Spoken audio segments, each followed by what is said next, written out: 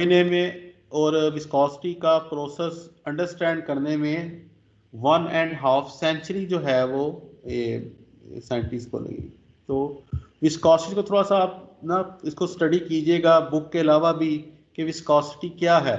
Just viscosity को ये कह देना कि रेजिस्टेंस टू द फ्लो है, तो ये तो अपनी जगह ठीक है, यहाँ तक तो बात ठीक है। लेकिन अब थोड़ा सा अगर आप डीप जाना चाहते हैं, momentum, what is the relation between viscosity and momentum transport, कि जिस तरह इसको इस तरह अंडरस्टैंड करेंगे जिस तरह हीट ट्रांसफर होती है, तो हीट ट्रांसफर में एक सॉलिड के अंदर जो हीट ट्रांसफर होती है तो वो कौन सी फ्लूइड की प्रॉपर्टी होती, कौन सी सॉलिड की प्रॉपर्टी होती है that is responsible for heat transfer, that is a thermal conductivity.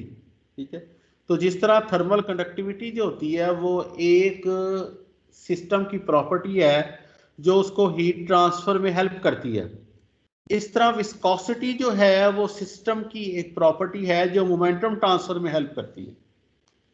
सो इसको थोड़ा गो थ्रू कीजिएगा। अगर हम न्यूटन्स लॉ ऑफ विस्कोसिटी को स्टडी करना चाहें कि what is the Newton's law of viscosity, so there is a famous example of the two parallel plates. Viscosity को अंडरस्टैंड करने के लिए, या आप कह लें कि मोमेंटम ट्रांसपोर्ट का जो प्रोसेस है उसको अंडरस्टैंड करने के लिए कि what is the meaning of momentum transport.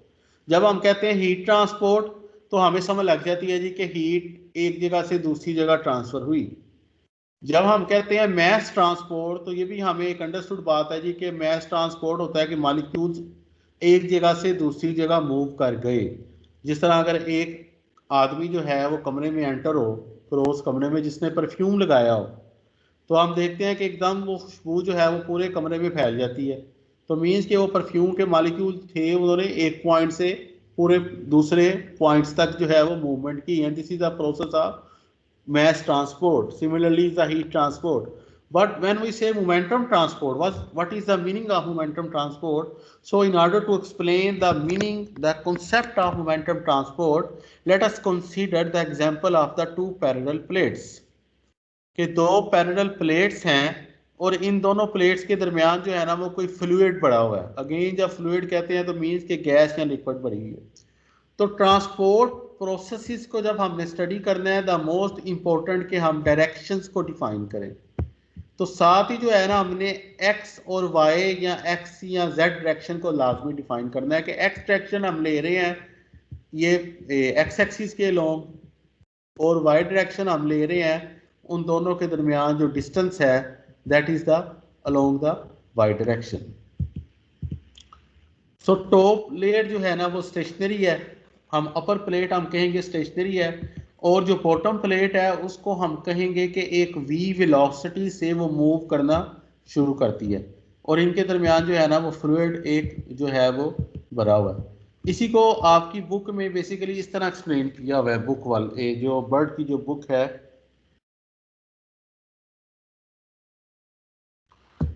कि फर्ज करें जी, कहता है जी दो प्लेट्स हैं, ये प्लेट 1 और ये प्लेट 2। इन दोनों प्लेट्स के दरमियान जो डिस्टेंस है वो कैपिटल वाई है। जस्ट लाइक ये दो प्लेट्स हैं और उन दोनों के दरमियान डिस्टेंस जो है वो कैपिटल वाई है। अब जो लोअर प्लेट है उसको at time t is equal to 0 के ऊपर एक वेलोसिटी v जो है ना वो दे दी गई है।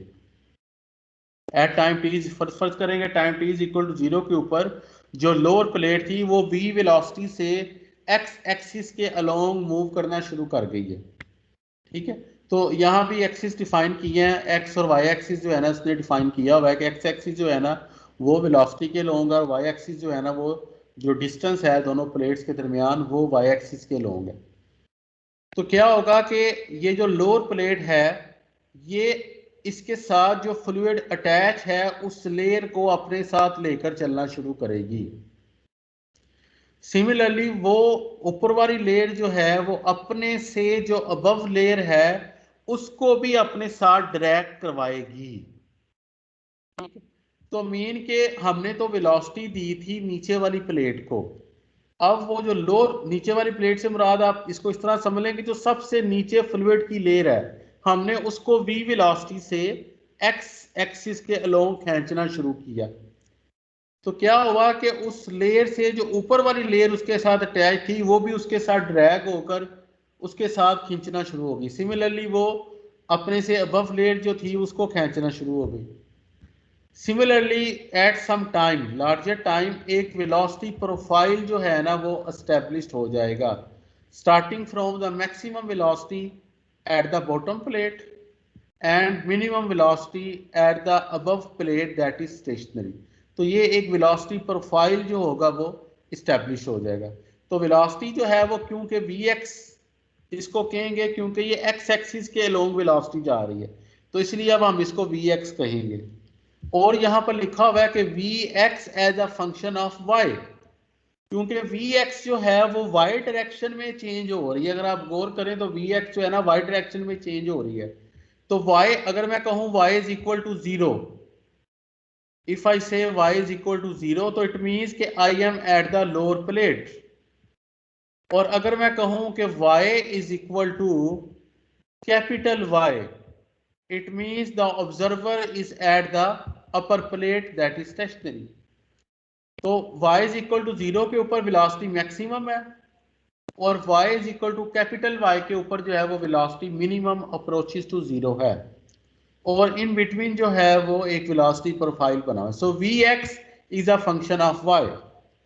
So this is the process of momentum transfer, कि आपने एक वेलोसिटी, एक फोर्स जो है एक्स एक्सिस के अलोंग अप्लाई की थी, और वो वेलोसिटी जो है जो एक्स एक्सिस के अलोंग आपने उसको फोर्स अप्लाई की थी वो वाई एक्सिस में ट्रांसफर हो गई।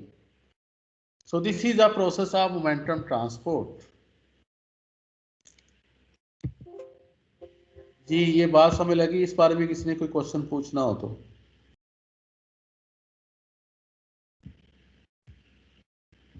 इज इट क्लियर कि प्रोसेस ऑफ मोमेंटम ट्रांसपोर्ट क्या है? कि हाई वेलोसिटी लेयर ने अपनी वेलोसिटी ट्रांसफर की है अपने साथ वाली लेयर को जो कि लो वेलोसिटी की है, and hence so on. This is the process of momentum transport. जी बेटा ये क्लियर है ये बात? सर अभी इसमें वो ड्रैग फोर्स का कॉन्सेप्ट इंक्लूड नहीं किया। ड्रैग फोर्स का सर अगर ड्रैग फोर्स के हिसाब से देखा जाए तो जो सबसे नीचे वाली लेयर है उस पर ड्रैग फोर्स सबसे ज़्यादा लग रही होती है, हाँ जी, और जैसे जैसे हम ऊपर मूव करते हैं तो वो ड्रैग फोर्स कम होती जाती है उस वॉल की। यही तो जिस तरह हम ड्रैग फोर्स हम कहेंगे shear force. Basically this is the shear force. तो फोर्स हमने लगाई थी सबसे नीचे वाली लेयर को, ऊपर वाली लेयर को तो नहीं पकड़ के हमने खींचा, हमने सबसे नीचे वाली लेयर को फोर्स की थी, लेकिन वो फोर्स, वो वेलोसिटी ऑटोमेटिकली वाई डायरेक्शन में मूव कर गई। That is the process of momentum transport. अब अगर इस प्रोसेस को जो है वो मैथमेटिकली हम लिखना चाहें तो हम कहेंगे कि जितना ज्यादा प्लेट का नीचे, प्लेट का क्रॉस एरिया है, उतनी ज्यादा फोर्स भी हमें रिक्वायर्ड है इस वेलोसिटी प्रोफाइल को मेंटेन करने के लिए। जितना ज्यादा फोर्स, जितना ज्यादा एरिया है उतनी ज्यादा फोर्स रिक्वायर्ड है। फॉर एग्जांपल अगर प्लेट हो जस्ट मोबाइल जितनी, एक मोबाइल जितनी, ठीक है, तो फोर्स हमें कुछ रिक्वायर्ड होगी। अगर अगर वो प्लेट हो मोबाइल, जस्ट आपका मोबाइल हो वो प्लेट, तो एक फोर्स रिक्वायर्ड होगी। लेकिन अगर मोबाइल की बजाय आपका वो प्लेट आपके लैपटॉप जितनी बन जाए, तो जब एरिया ज्यादा हो गया तो आपको फोर्स भी ज्यादा रिक्वायर्ड होगी। So force is proportional to the area, and secondly force is proportional to the velocity, कि जितनी ज्यादा आपने लोअर प्लेट को वेलोसिटी देनी है उतनी ही ज्यादा आपको फोर्स लगानी पड़ेगी। जितनी ज्यादा वेलोसिटी से खींचना है उतनी ज्यादा फोर्स लगानी पड़ेगी। And third one is this force is inversely proportional to the distance between the plates. इसको थोड़ा सा अंडरस्टैंड करना रिलेटिवली जो है वो पहले दो पॉइंट्स की इस पर डिफिकल्ट है, कि जितना ज्यादा डिस्टेंस बढ़ जाएगा प्लेट्स के दरमियान उतनी आसानी से आप खींच सकेंगे। तो इट मींस के force is inversely proportional to the distance between the plates. अगर इस कॉन्सेप्ट को हम मैथमेटिकली लिखना चाहें तो हम लिखेंगे कि F by A is proportional to V over Y। Basically ये जो F है force is proportional to the velocity, F force is proportional to the area, ये एरिया के प्रोपोर्शनल थी इसलिए एरिया जो है इसके डिनोमिनेटर में आ गया. And this F force is inversely proportional to the distance y between the plates. तो इन तीन प्रोपोर्शनैलिटी को बेसिकली लिख लिया है कि F by A is proportional to V by Y. And remember F is the force, A is the area, V is the velocity and Y is the distance between the plates. When the sign of proportionality is converted into sign of equal के sign पे जब convert होता है तो एक constant appear हो जाता है. जैसे आप लोगों को ये बेसिक मैथमेटिक्स पता है कि जब भी प्रोपोर्शनैलिटी का साइन इक्वल के साइन में कन्वर्ट होता है, then a constant of proportionality appear. Here's the constant of proportionality is the property of the fluid. Which property of the fluid? That is responsible for the process of momentum transfer. And this property is the viscosity.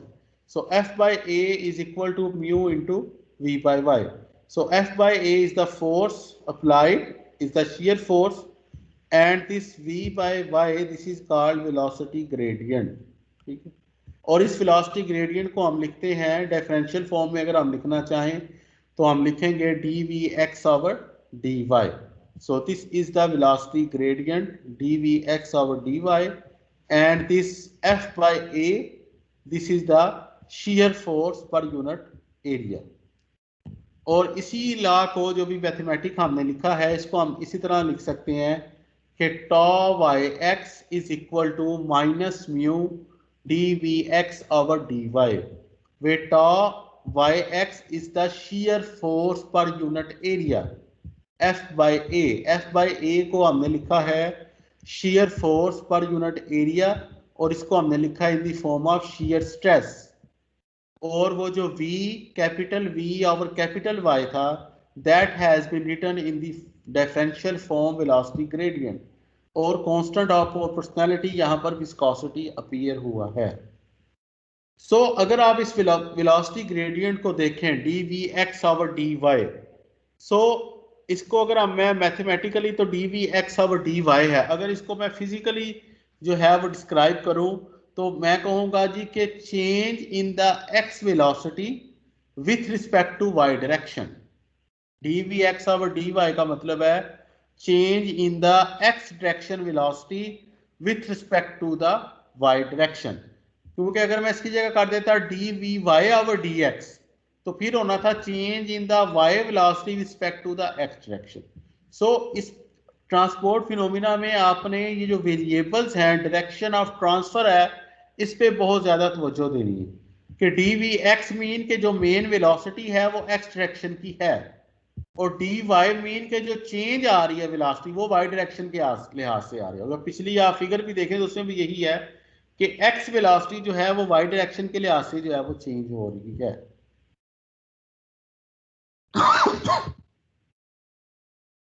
Basically जो tau yx लिखा है through out this books, इस tau yx जो notation है इसका एक मकसद है.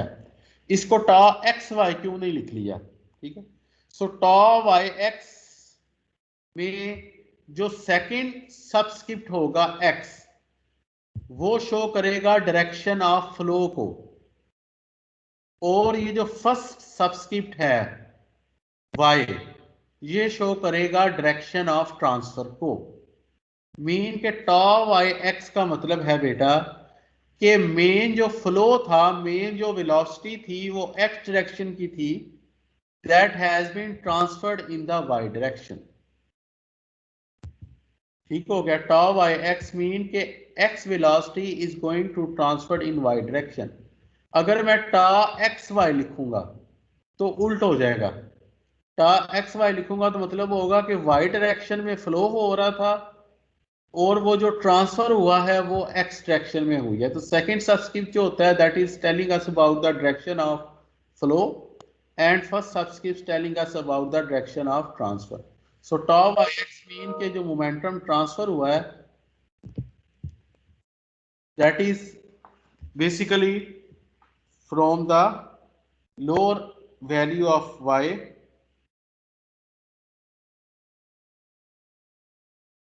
to the higher value of y.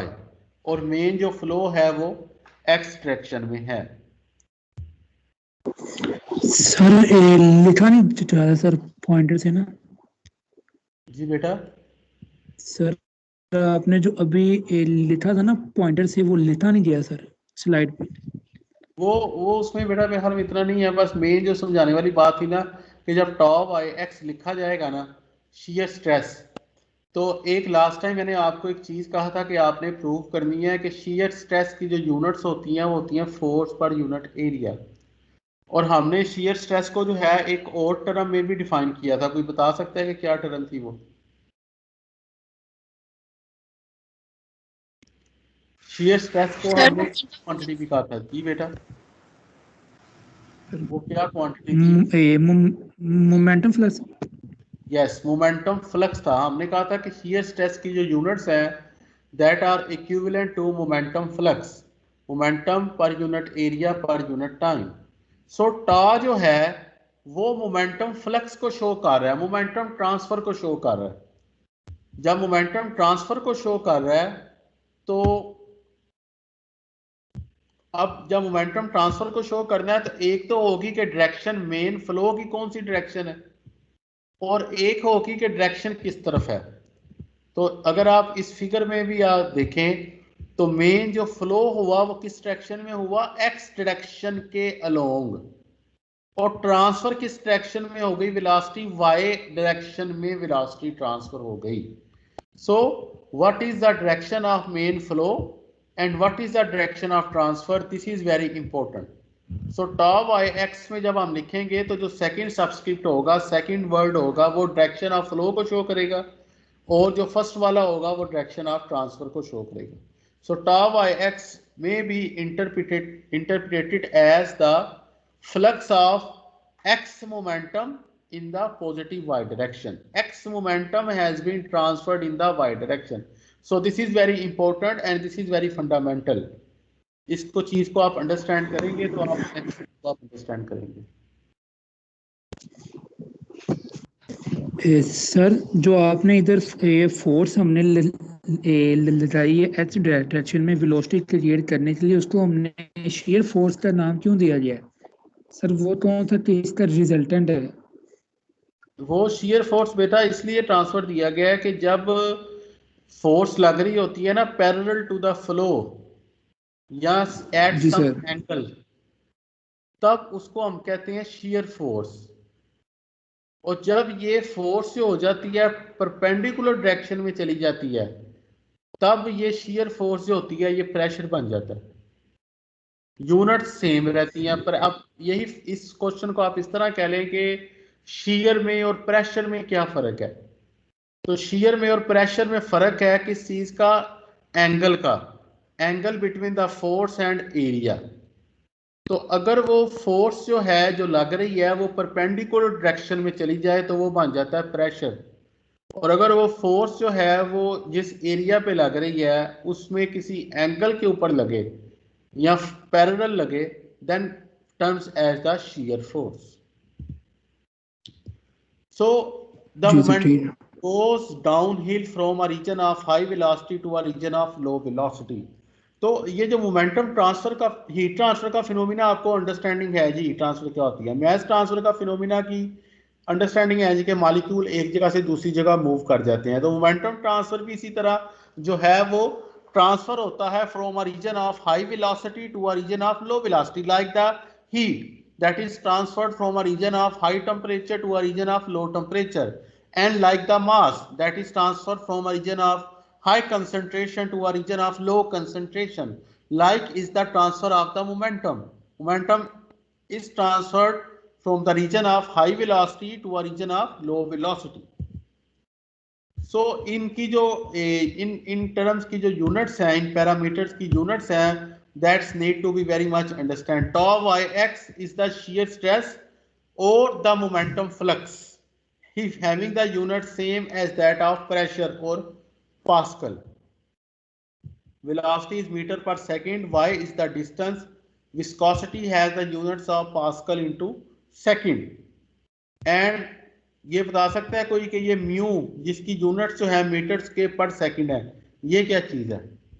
Kinematic viscosity. So viscosity, our density is the kinematic viscosity and its units are the Stokes centimeter square per second. तो ये इन जो क्वांटिटी जो मोमेंटम ट्रांसफर में यूज होती हैं बेटा, इनकी जरा यूनिट्स हम लोगों को पहले से पता है. ये स्ट्रेस की यूनिट, विस्कोसिटी की यूनिट, वेलोसिटी की यूनिट, डिस्टेंस की यूनिट, काइनेमेटिक विस्कोसिटी की यूनिट. तो ये थोड़ी सी चीजें जो है ना आपने अपने माइंड में दोबारा इनको रिवाइज करना है. और ये टेबल आपकी बुक में ही दिया गया है, चैप्टर नंबर 1 जो हम जो बर्ड और स्टीवर्ट की जो बुक स्टार्ट की है. इसके साथ जो है ना एग्जांपल नंबर 1.1 है, वेरी सिंपल एग्जांपल है. कहते हैं जी compute the steady state momentum flux tau y x. तो जब आपको कहा जाए कि मोमेंटम फ्लक्स निकालें तो अंडरस्टूड होना चाहिए कि ये टॉप वाई एक्स जो है ना आपने निकालना है in the units of pound force per feet square when the lower plate velocity v in figure 1.1.1 is 1 feet per second, velocity 1 feet per second है. In the positive x direction and the plate separation capital Y जो है ना वो 0.001 feet है. यानी ये इतने ही दोनों के दरमियान डिस्टेंस है, उनके दरमियान कोई फ्लूइड भरा हुआ है और लोअर प्लेट की वेलोसिटी उसने दी है 1 फीट पर सेकंड. तो कह रहा है कि मोमेंटम फ्लक्स जो है ना वो निकालें प्रोवाइडेड के जो फ्लूइड की जो विस्कोसिटी है 0.7 सेंटीपॉइस है. तो ये सिंपल आपने न्यूटन लॉ ऑफ विस्कोसिटी का फार्मूला लगाना है, 1 स्टेप फार्मूला है और ये एग्जांपल को आपने बेटा सोल्व करना है. अच्छा, विस्कोसिटी की वैल्यूज का ट्रेंड जो है वो क्या होता है कि अगर हम फॉर एग्जांपल ये टेबल नंबर आपको जो पहला टेबल आपको शो हो रहा है बेटा, ये है विस्कोसिटी ऑफ वाटर. ठीक है, तो विस्कोसिटी ऑफ वाटर अगर हम पास्कल इन मिली पास्कल इनटू सेकंड में बात करें तो जो विस्कोसिटी ऑफ वाटर है उसकी जस्ट आपको यानी कि रेंज होना पता होना चाहिए कि ये 0.6 0.4 में होती है किसकी, विस्कोसिटी ऑफ वाटर की. और अगर हम जो है वो बात करें डिफरेंट गैसेस की और डिफरेंट लिक्विड्स की, तो ये लिक्विड की विस्कोसिटी जो होती हैं ये 0.00 में चली जाती हैं. ठीक है, जिस तरह वाटर है और नाइट्रोजन है और ऑक्सीजन है. तो जिस तरह आप ग्लाइसिरोल देखें, ग्लाइसिरोल की विस्कोसिटी जो है ना वो 934 मिली पास्कल इंटू सेकेंड है. तो जो ये ग्लाइसिरोल है इसकी viscosity as compare to gases की विस्कोसिटी के थाउजेंड्स ऑफ टाइम जो है वो ज्यादा है.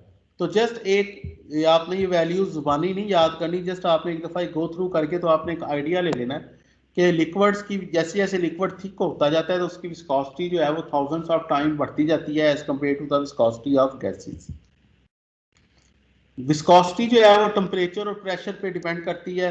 आपको पता है कि लिक्विड्स के केस में टेम्परेचर अगर इंक्रीज हो तो विस्कोसिटी डिक्रीज होती है, लेकिन गैसेस के केस में उलट होता है. गैसेस के केस में टेम्परेचर इंक्रीज होने से विस्कोसिटी इंक्रीज होती है. ऐसा क्यों होता है?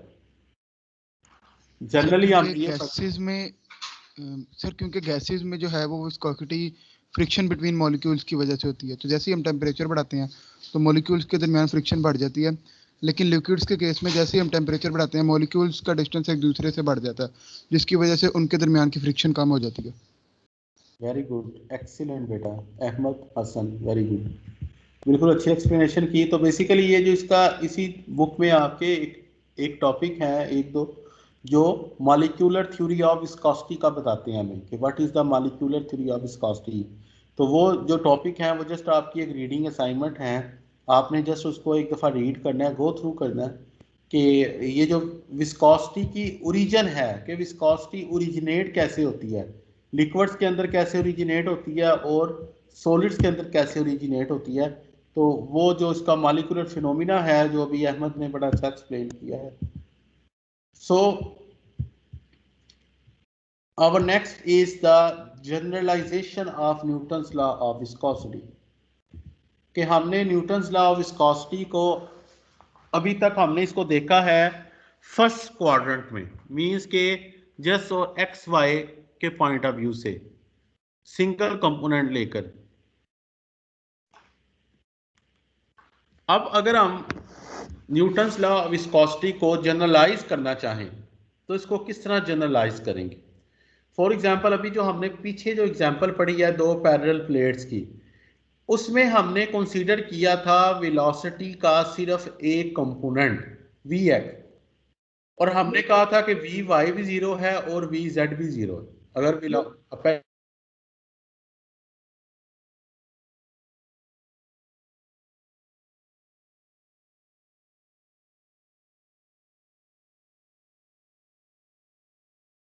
ठीक है, तो विस्कोसिटी के तीन कंपोनेंट हैं, तो वी एक्स होगा, वी जेड होगा और वी वाई होगा। तो अभी जो पीछे हमने एग्जांपल कंसीडर किया उसमें हमने सिर्फ एक कंपोनेंट कंसीडर किया था वी एक्स, हमने वी वाई भी जीरो कंसीडर किया, वी जेड भी कंसीडर किया। सेकंड थिंग ये थी कि हमने कहा कि वी एक्स जो है वो चेंज हो रहा है वाई के रिस्पेक्टिव से। This is very important to understand कि v x is going to change with respect to the y direction. हमने ये नहीं कहा कि वी एक्स जो है वो एक्स डायरेक्शन के लिहाज से भी चेंज हो रहा है, वी एक्स जो है वो जेड के लिहाज से भी चेंज हो रहा है। हमने सिर्फ एक कंपोनेंट ऑफ वेलोसिटी कंसीडर किया और हमने कहा कि ये एक कंपोनेंट भी जो है जस्ट एक एक्सिस के पॉइंट ऑफ व्यू से चेंज हो रहा है, वी एक्स जो है जस्ट वाई के रिस्पेक्टिव से चेंज हो रही है।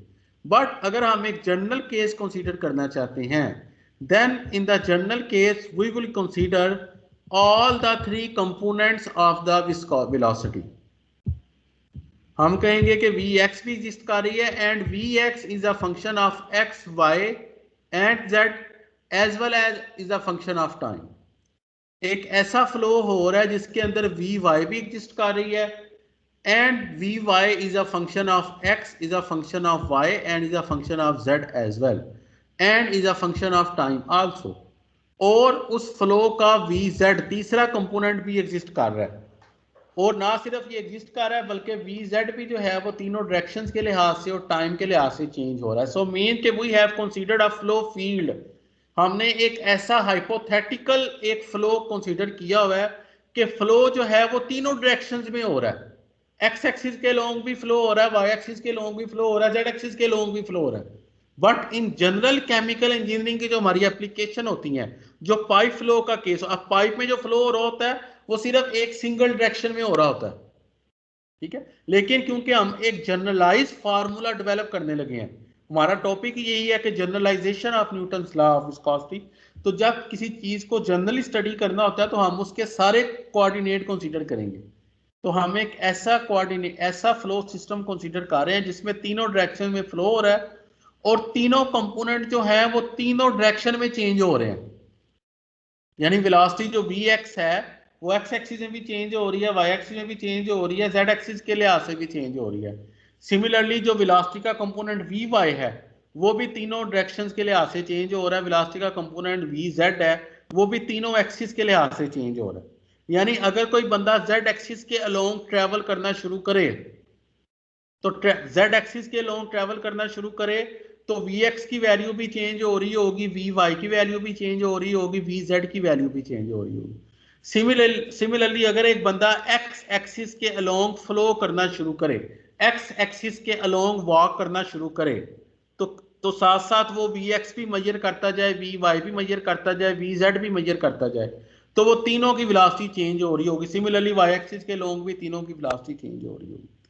अब एक इस तरह के फ्लो में जिसमें तीनों डायरेक्शन में फ्लो हो रहा है, हम एक क्यूब एलिमेंट कंसीडर करेंगे। लेट अस अज्यूम अ cube element having unit area, ठीक है। एक क्यूब एलिमेंट कंसीडर करेंगे। इस क्यूब एलिमेंट में किसी भी पॉइंट को डिफाइन करने के लिए तीन पैरामीटर्स होंगे, एक्स, वाई एंड जी। अब इस क्यूब एक्सिस में इसकी 6 सरफेसिस हैं। इन 6 सरफेसिस के अंदर से जो है वो फ्लो हो रहा है, एक्स एक्सिस के लॉन्ग भी फ्लो हो रहा है, वाई एक्सिस के लॉन्ग भी फ्लो हो रहा है और जेड एक्सिस के लॉन्ग भी फ्लो हो रहा है। तो इसको हमने जो है वो एक क्यूब शेप एलिमेंट जो है फ्लूइड का हमने वो कंसीडर किया। जी बेटा ये बात क्लियर है कि हमने कैसा हाइपोथेटिकल सिस्टम एक कंसीडर किया। अब नेक्स्ट देखें, नेक्स्ट बेटा ये है कि फर्ज करें, फिगर ए पे गौर करें कि मैं इस क्यूब एलिमेंट को कट करता हूं दरमियान में से अलोंग एक्स एक्सिस, और एक शेडेड एरिया कंसीडर करता हूं, आप मुझे ये बताएं कि ये जो शेडेड एरिया है, फर्ज करें इस क्यूब को दरमियान में से कट किया और ये शेडेड एरिया जो है बनाया, ये शेडेड एरिया जो है किस एक्सिस के परपेंडिकुलर है? क्या ये शेडेड एरिया एक्स एक्सिस के परपेंडिकुलर है, वाई एक्सिस के परपेंडिकुलर है, या जेड एक्सिस के परपेंडिकुलर है? शाबाश sir z axis. Z axis sir x और जेड दोनों के परपेंडिकुलर होगा। सर एक्स एक्सिस के परपेंडिकुलर है। Yes sir, x axis perpendicular to x axis. ठीक है बेटा, ये एक, अगर आप थोड़ा सा हाइपोथेटिकल अपने माइंड में इस क्यूब को देखें और इस जो है वो, तो ये एरिया जो है ना ये एक्स एक्सिस के परपेंडिकुलर है। एक्स एक्सिस देखें ना, ये यहाँ पर ये एक्स एक्सिस का जो है ना ये जा रहा है, तो ये जो एरिया जो है ये एक्स एक्सिस के परपेंडिकुलर बनेगा। ठीक है, जेड के तो बिल्कुल पैरेलल बन रहा है, वाई के भी पैरेलल है, जेड एक्सिस के परपेंडिकुलर। सिमिलरली अगर मैं इसको इस पॉइंट ऑफ व्यू से इस तरह स्लाइस करूं, कट करूं और एक शेडेड एरिया ले लूं, ये वाला शेडेड एरिया जो है ये किस एक्सिस के परपेंडिकुलर है? ये वाई एक्सिस के परपेंडिकुलर है। ठीक है, अगर आप ये वाला शेडेड एरिया देखें बेटा और एक्सिस को देखें तो ये एरिया किसके परपेंडिकुलर बन रहा है? ये वाई एक्सिस के परपेंडिकुलर बन रहा है। सिमिलरली मैं इस एरिया के दरमियान में एक कट लगाऊं, ये जो क्यूब शेप है, और एक शेडेड एरिया लूं, तो वो एरिया जो है वो थर्ड फिगर में, सी फिगर में, वो जेड एक्सिस के परपेंडिकुलर बन रहा है। ये देखना, ये एरिया है, ये शेडेड एरिया, और ये जेड एक्सिस के, इस वाले एक्सिस के जो है ना वो परपेंडिकुलर है। सो मैंने इस एक फ्लूइड एलिमेंट के 3 केस कंसीडर किए हैं। फर्स्ट केस में मैं एक ऐसा एरिया कंसीडर कर रहा हूं जो कि एक्स एक्सिस के परपेंडिकुलर है। सेकंड केस में एक ऐसा एरिया कंसीडर कर रहा हूं जो वाई एक्सिस के परपेंडिकुलर है। और थर्ड केस में एक ऐसा यूनिट एरिया कंसीडर कर रहा हूं जो जेड एक्सिस के परपेंडिकुलर है। ठीक हो गया बेटा, ये बात समझ लग गई?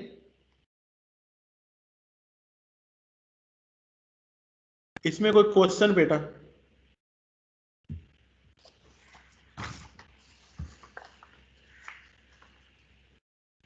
No sir. अच्छा, अब अगर हम ये देखें कि मॉलिक्यूलर फोर्सेस जो होती हैं वो कितने टाइप की होती हैं, मॉलिक्यूलर फोर्सेस जो होती हैं वो कितने टाइप की होती हैं, तो मॉलिक्यूलर फोर्सेस जो होती हैं बेटा 2 टाइप की होती हैं। एक होती है प्रेशर फोर्स और एक होती है विस्कस फोर्स। ठीक है, अब हमने बेसिकली ये देखना है कि फर्ज करें आप पहली फिगर को कंसीडर करें, फिगर नंबर 1 को, बाकी दोनों फिगर्स को बेटा पहले भूल जाएं, फिगर ए को देखें। फिगर ए में क्या है? एक ऐसा फ्लूइड एलिमेंट है जो क्यूब शेप्ड है, जिसमें तीनों डायरेक्शंस में फ्लो इन और आउट हो रहा है। फिर हमने इसके अंदर एक ऐसा परपेंडिकुलर यूनिट एरिया कंसीडर किया हुआ है जो एक्स एक्सिस के परपेंडिकुलर। अब मैं ये देखना चाहता हूं कि इस यूनिट एरिया में से कितनी मॉलिक्यूलर फोर्स ट्रेवल कर रही है इस यूनिट एरिया के एक तरफ जो है। अब जब मैंने इसको जो है इसको स्लाइस कर दिया, 2 हिस्सों में काट दिया, फिगर ए की बात कर रहा हूं, तो 2 हिस्सों में काट दिया, तो दरमियान में एक शेडेड एरिया है। अब कुछ एक फ्लूइड जो है वो शेडेड एरिया के इस राइट तरफ है, लेफ्ट तरफ है, और एक शेडेड एरिया के राइट तरफ है। ऐसे ही होगा ना, जब मैंने इसको 2 हिस्सों में काट दिया तो एक फ्लूइड जो है वो एक तरफ है, दूसरा फ्लूइड जो है वो दूसरी तरफ है। सेम फ्लूइड है, उसका एक हिस्सा एक तरफ है, एक हिस्सा दूसरी तरफ है। तो हमने ये देखना है कि वो जो शेडेड एरिया के लेफ्ट साइड पे जो फ्लूइड है वो इस शेडेड एरिया के ऊपर कितनी फोर्स लगा रहा है, कितनी मॉलिक्यूलर फोर्स लगा रहा है।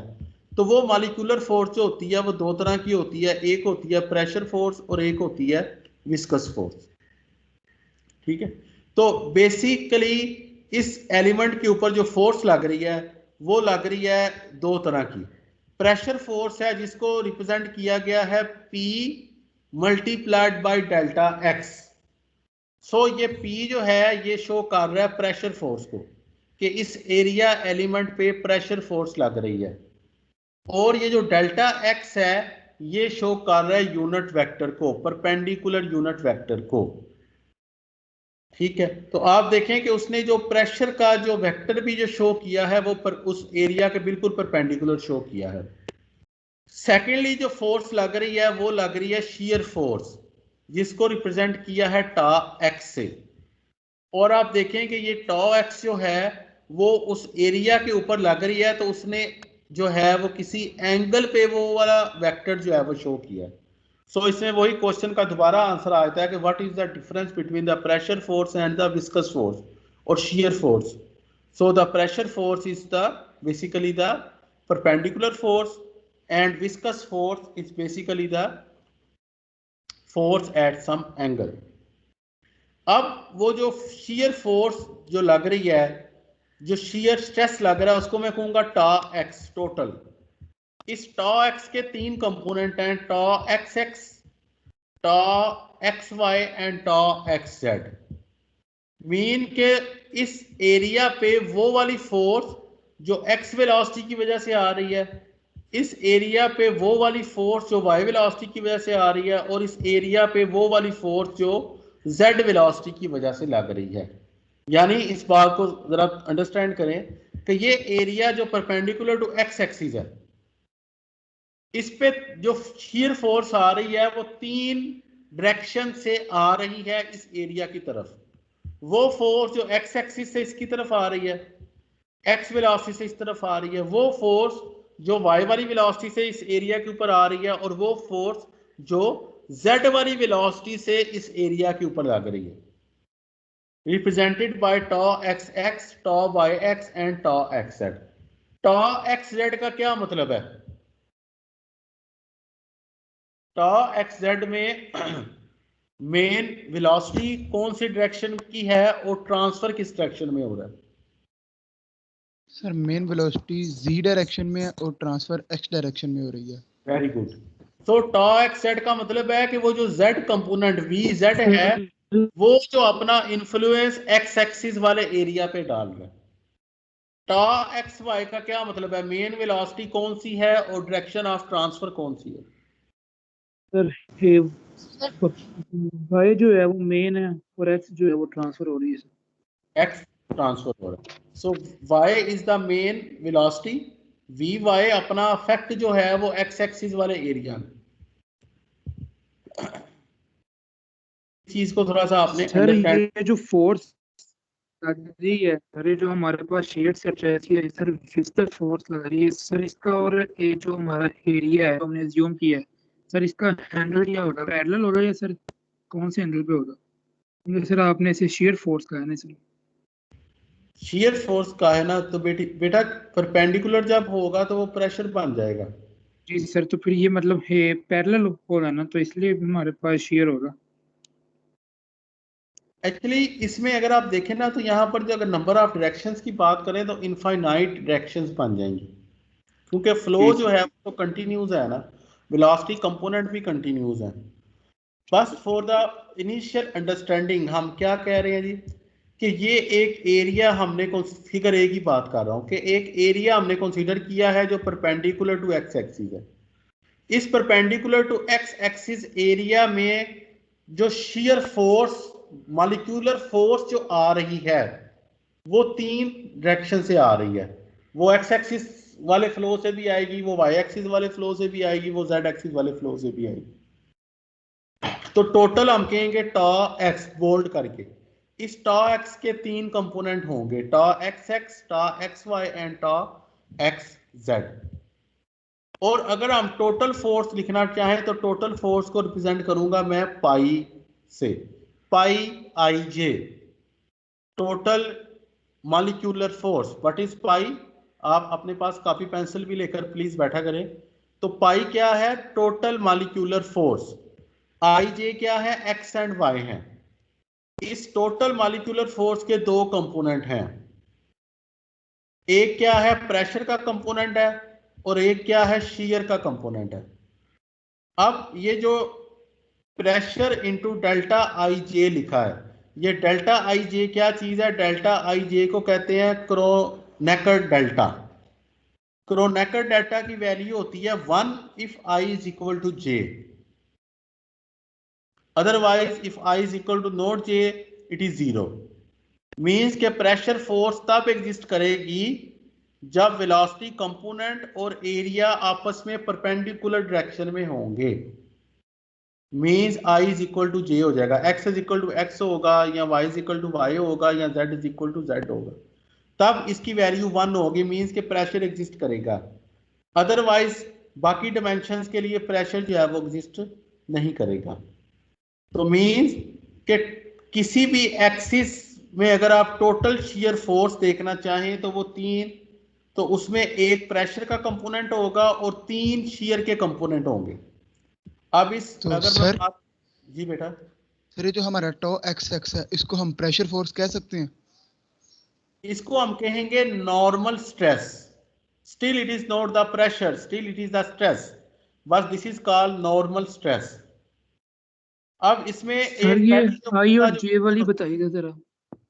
जी बेटा, सर ये आई इज इक्वल टू जे वाला बताइएगा कि आपने कहा जी था ये जो 1 हो।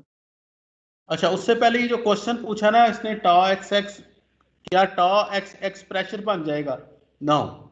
जो पहले बुक का जो एडिशन होता था ना उसमें कहते थे कि जब टॉ एक्स एक्स, जब टॉ एक्स एक्स हो जाए तो ये टॉ एक्स एक्स जो है ना प्रेशर है, नहीं, ये स्ट्रेस है, लेकिन ये नॉर्मल स्ट्रेस है।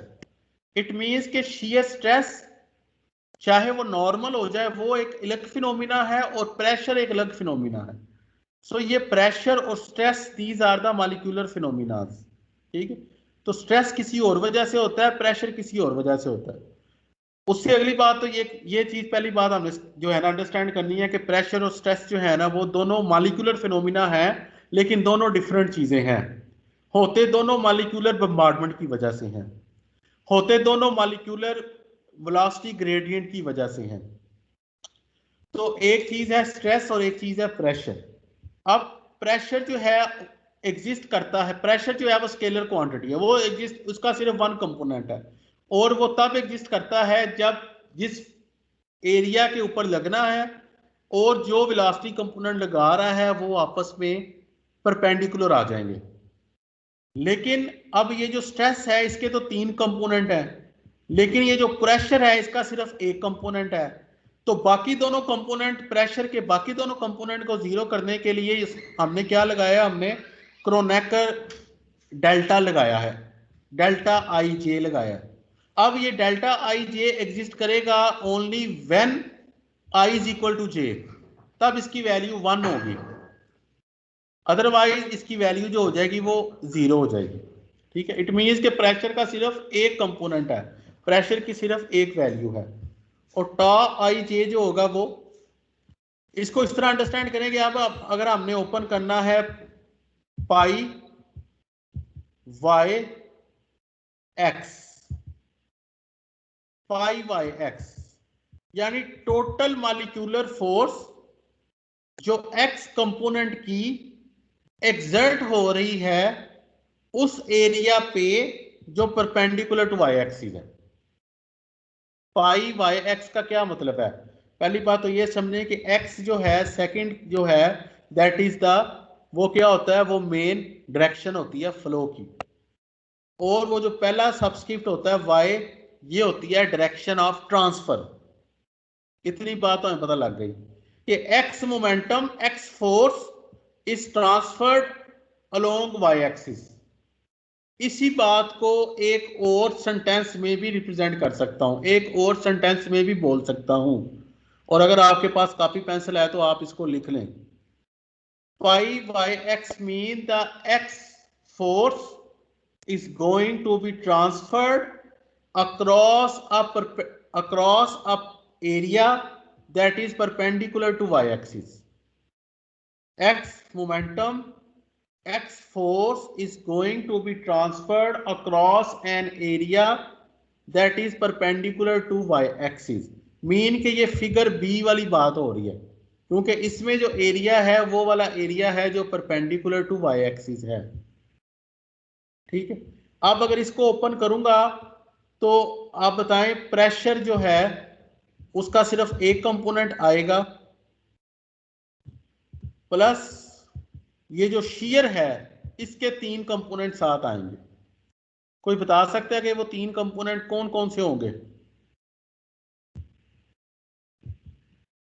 इन तीनों कंपोनेंट को देख, t y h t y g y g x sir g sir tau y h tau y g और वाई वाई नहीं, दोबारा बताएं बेटा। Tau sir tau y sir tau y x y, sir x y sir tau x y, tau x x, tau x y और tau sir x tau y. Y y हो।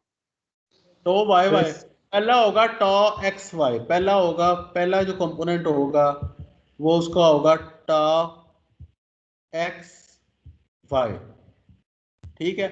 यानी y का वो component जो x, नहीं sorry हो गया, ये जो है उल्टा हो गया। सर सर उल्टा टो नहीं हो गया वाई, ये टा सर हो सर वाई टॉ एक्स आएगा, वाई वाई और y z. y x, very good, y x y y and y जी सर z, यस और ठीक सर। है। टा जी sir y x, tau y y and third one होगा जी टा y z, ठीक है। तो पहला जो x का फ्लो y की तरफ इफेक्ट आ रहा है, दूसरा जो y का y की तरफ आ रहा है, थर्ड वन जो z डायरेक्शन के y की तरफ आ रहा है। तो ये बेटा मींस के ये हम एक हाइपोथेटिकल कॉम्प्लेक्स सिस्टम हमने कंसीडर कर दिया हुआ है, क्योंकि हम तीनों डायरेक्शन में फ्लो कंसीडर कर रहे हैं और तीनों डायरेक्शन में जो वेलोसिटी कंपोनेंट है वो टाइम के साथ भी चेंज हो रहे हैं, तीनों डायरेक्शन के साथ भी चेंज हो रहे हैं, जिसकी वजह से जिंदगी जो है वो डिफिकल्ट हो गई। तो अगर हम इसमें कंसीडर करेंगे वन डायमेंशनल फ्लो, तो वी एक्स भी जीरो हो जाएगा, वी वाई भी जीरो हो जाएगा, गेम ही खत्म हो जाएगी। तो वो पहले वाला लॉ बन जाएगा जो हमने पिछली स्लाइड पे पढ़ा, ठीक है। सो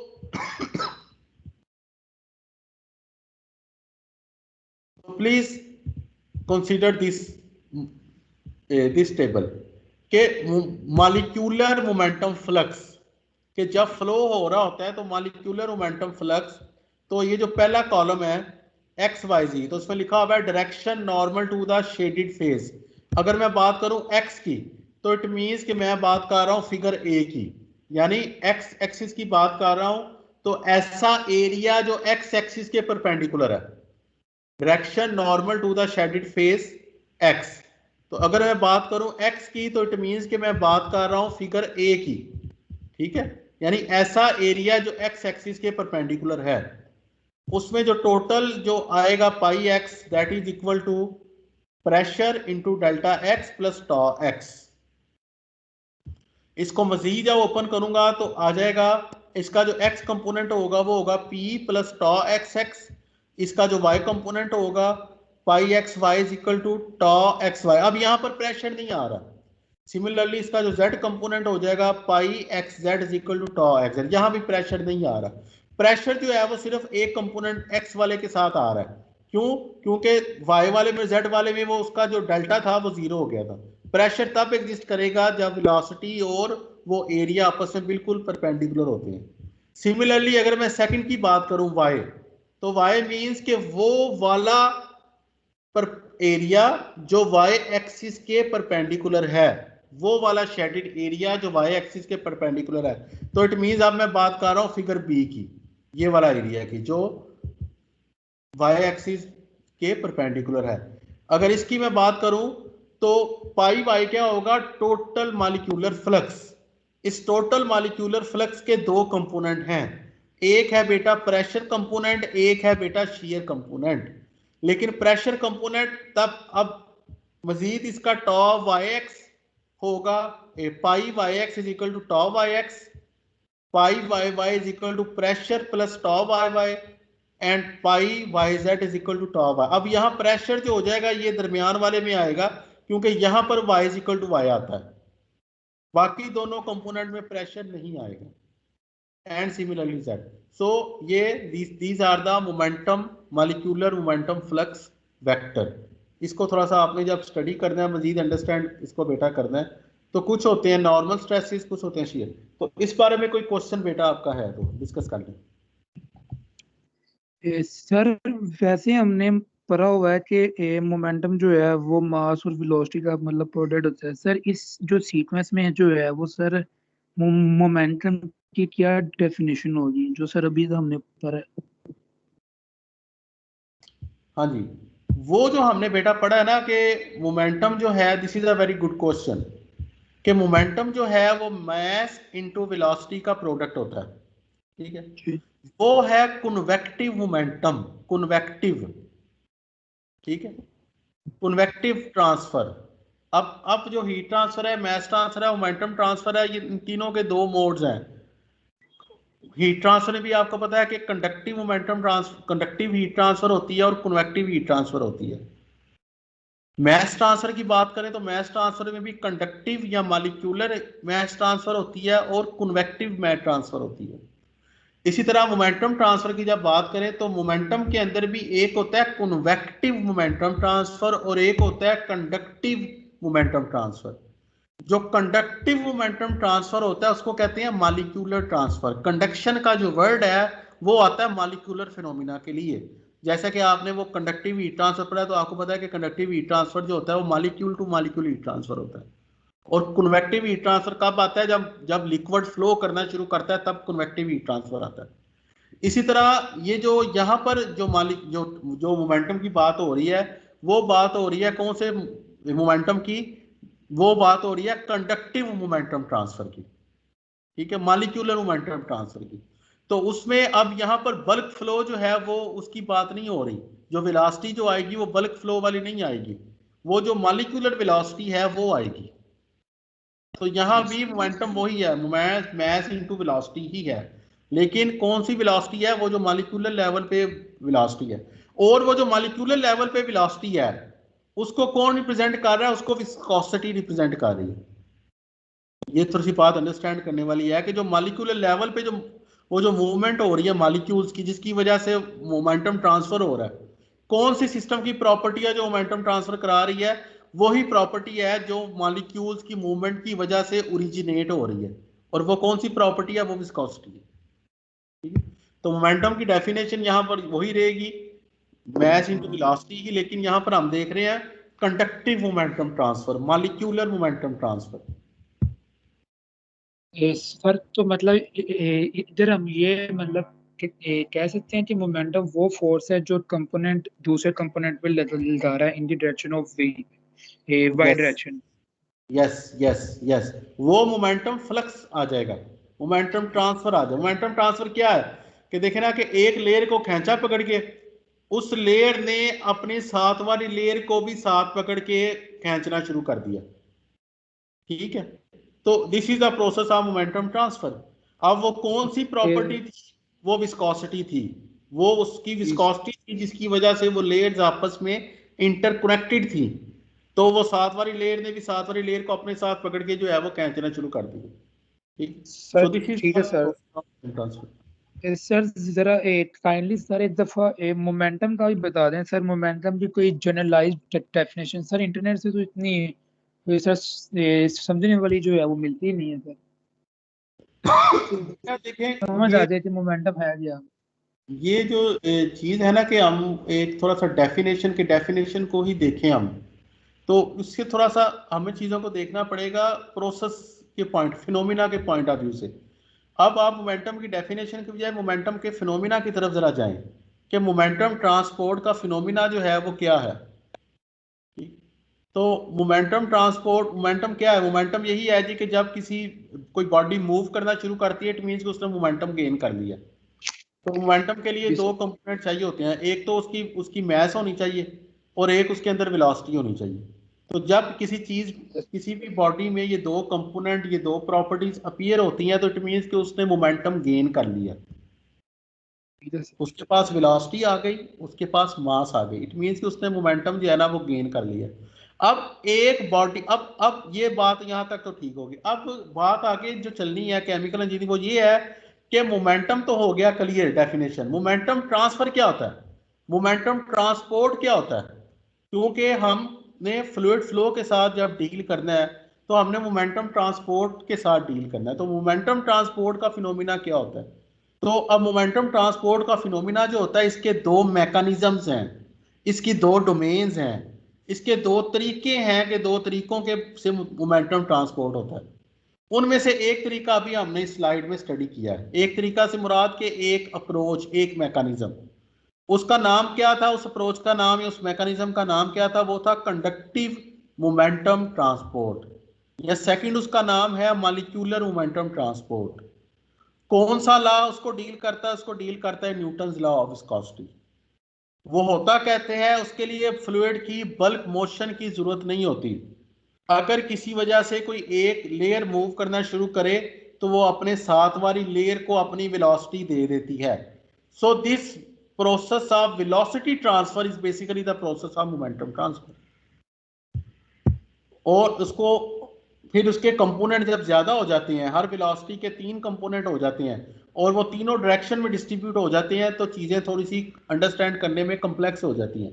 तो आप जब इसको बार बार थोड़ा डिफरेंट एंगल से इसको बैठ के समझ के पढ़ने की कोशिश करेंगे तो ये मजीद थोड़ा सा आपको चीजें बेटा क्लियर हो जाएंगी। जी सर, थैंक यू। सेकंड आ जाता है बेटा convective momentum transport. Convective momentum transport mean के जब एक चीज बल्क मूवमेंट होती है स्टार्ट किसी चीज की, एक फ्लूइड जो होता है, अब ये जो हमने पिछला मोमेंटम ट्रांसफर पढ़ा है कंडक्टिव या मॉलिक्यूलर, तो ये अगर एक गिलास पानी में गिलास पड़ा हुआ है, टेबल के ऊपर पड़ा हुआ है, तब उसके अंदर कंडक्टिव मोमेंटम ट्रांसपोर्ट का फिनोमिना हो रहा होगा। इवन के एक गिलास पानी जो है उसकी बल्क मूवमेंट नहीं हो रही, वो बल्क मूवमेंट एक जगह से दूसरी जगह नहीं जा रहा। जब एक लिक्विड की या गैस की जो है वो बल्क मूवमेंट भी स्टार्ट हो जाती है, तो तब एक second phenomena of momentum transport आ जाता है जिसको हम कहते हैं convective momentum transport. Convective momentum transport किस वजह से होता है बेटा? ये बल्क मूवमेंट की वजह से होता है कि एक जगह से दूसरी जगह फ्लूइड जब मूव करना शुरू कर देगा बल्क मूवमेंट में, तो that is called convective momentum transport. अच्छा, इस कन्वेक्टिव मोमेंटम ट्रांसपोर्ट के कॉन्सेप्ट को अगर हम क्वांटिफाई करना चाहें, मैथमेटिकल फॉर्म में लिखना चाहें, तो हम किस तरह लिखेंगे?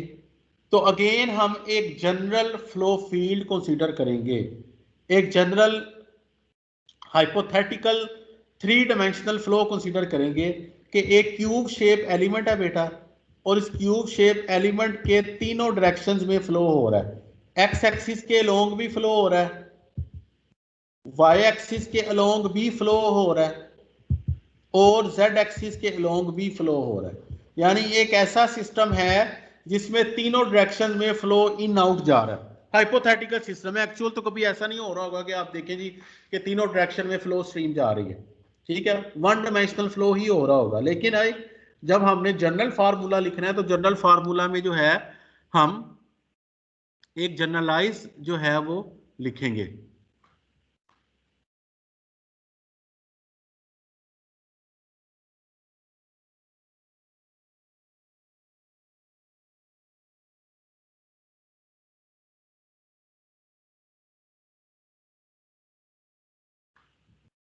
ठीक है बेटा, फिर अगेन इसको 3 हिस्सों में हम डिवाइड करेंगे। पहले हम कहेंगे कि consider a unit area that is perpendicular to x axis.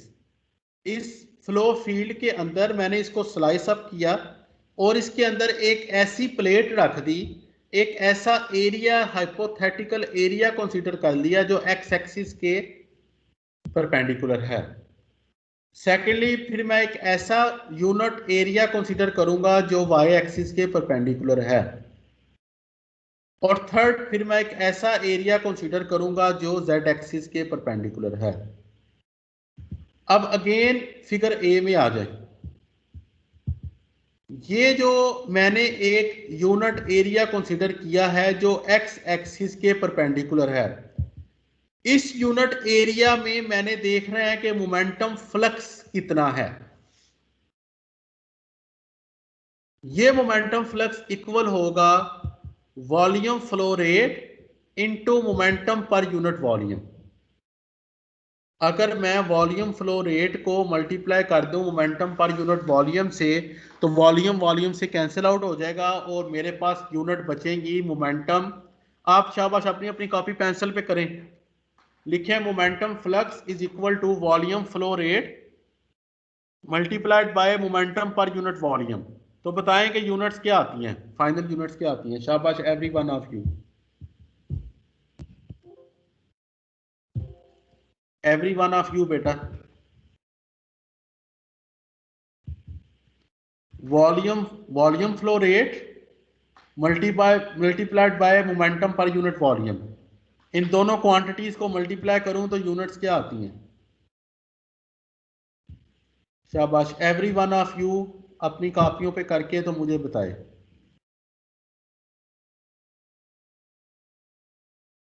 Kilogram metre per second square.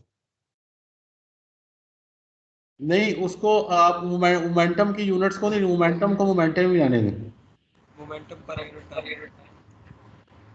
Momentum को मोमेंटम ही लिखा रहने दें, मोमेंटम की आगे यूनिट्स ना लिखें जी।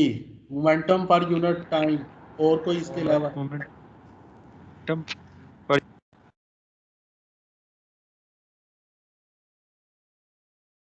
जी शाबाश, बताएं जी। उमर अमीन।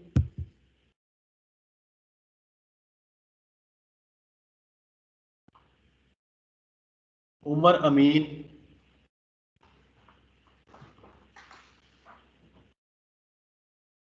सर जी बेटा। मोमेंटम पर यूनिट टाइम और साथ नीचे मीटर स्क्वायर भी आएगा। वेरी गुड जी, मरियम बिल्कुल ठीक कह रही हैं। So this is momentum per unit area per unit time. और momentum per unit area per unit time को हम क्या कहते हैं? Momentum flux. कोई क्वांटिटी जब पर unit area per unit time की बेस पे आ जाए तो वो क्या बन जाती है? वो फ्लक्स बन जाती है।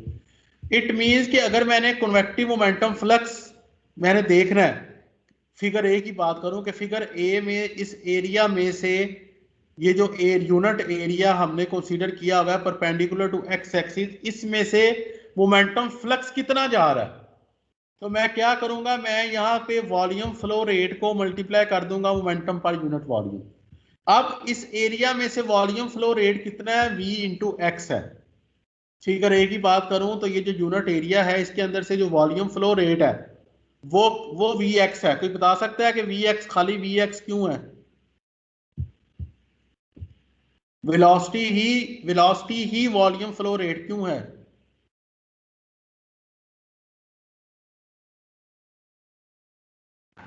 क्योंकि सर वो इस एक्स डायरेक्शन में मूव कर रहा है।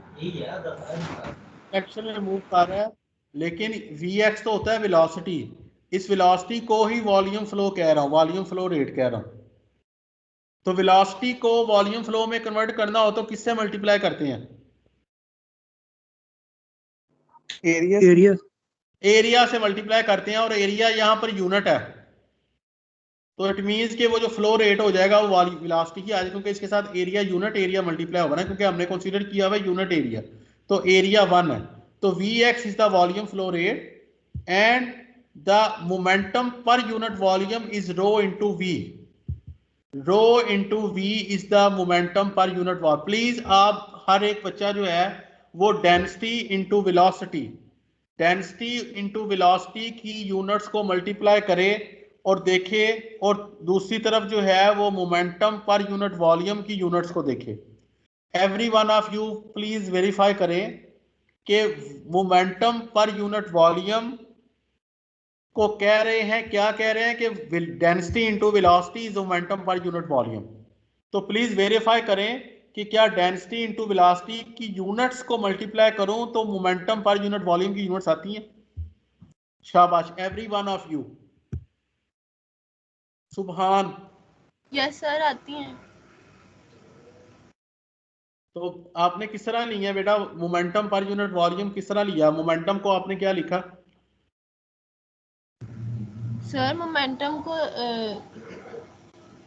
मोमेंटम पर यूनिट वॉल्यूम को सर लिखा केजी मोमेंटम और डिवाइडेड बाय क्यूबिक मीटर। ठीक है, वो मोमेंटम को जो है मैस इंटू वेलोसिटी लें। बेसिकली मोमेंटम की यूनिट आपने लेनी है मैस इंटू वेलोसिटी वाली। ठीक है, तो मैस इंटू वेलोसिटी होगा ना मोमेंटम, तो किलोग्राम मीटर पर सेकंड हो जाएगा। ठीक है, सो यू कैन प्रूव। ठीक है, yes sir. So you can prove. So हमने मोमेंटम फ्लक्स कितना निकालना है? हमने वॉल्यूम फ्लो रेट को मोमेंटम पर यूनिट वॉल्यूम से जब मल्टीप्लाई कर दें तो वॉल्यूम फ्लो आ जाता है। इसीलिए अब जब वी एक्स को मल्टीप्लाई करेंगे रो वी से, अब ये भी जरा फर्क देख लें कि यहाँ पर जो रो वी है ये वी बोल्ड वी है, मीन टोटल वी है, और यहाँ पर जो ये वॉल्यूम फ्लो के अंदर ये वी एक्स है। इसलिए उसने फिगर ए के अंदर देखें,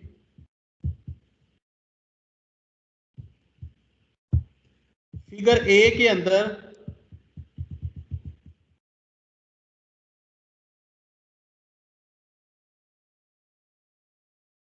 जी बेटा, फिगर ए के अंदर मोमेंटम फ्लक्स क्या लिखा है उसने, रो वी एक्स इंटू वी, कि इस वाले एरिया के अंदर से जो कन्वेक्टिव मोमेंटम फ्लक्स जा रहा है वो किसके इक्वल है, रो वी एक्स इंटू वी। और ये rho we x into we किस तरह है, ये मैंने भी आपको बता दिया। सिमिलरली वो वाला एरिया जो वाई एक्सिस के परपेंडिकुलर है, उसमें से जो मोमेंटम फ्लक्स है, कन्वेक्टिव मोमेंटम फ्लक्स है, वो हो जाएगा रो वी वाई इंटू वी। और याद रखें कि ये जो वी है ये बोल्ड में लिखा हुआ है, इट मीन्स कि ये टोटल वी है, इसके अंदर तीनों कंपोनेंट है। Similarly, the momentum flux, the momentum per unit area per unit time through an area that is perpendicular to z axis, figure C, उसका कितना है, रो वी जेड इंटू वी। तो ये है कन्वेक्टिव मोमेंटम ट्रांसफर। अगर इन तीनों को कंबाइन करके लिखना है तो मैं तीनों को प्लस करके लिख लूंगा।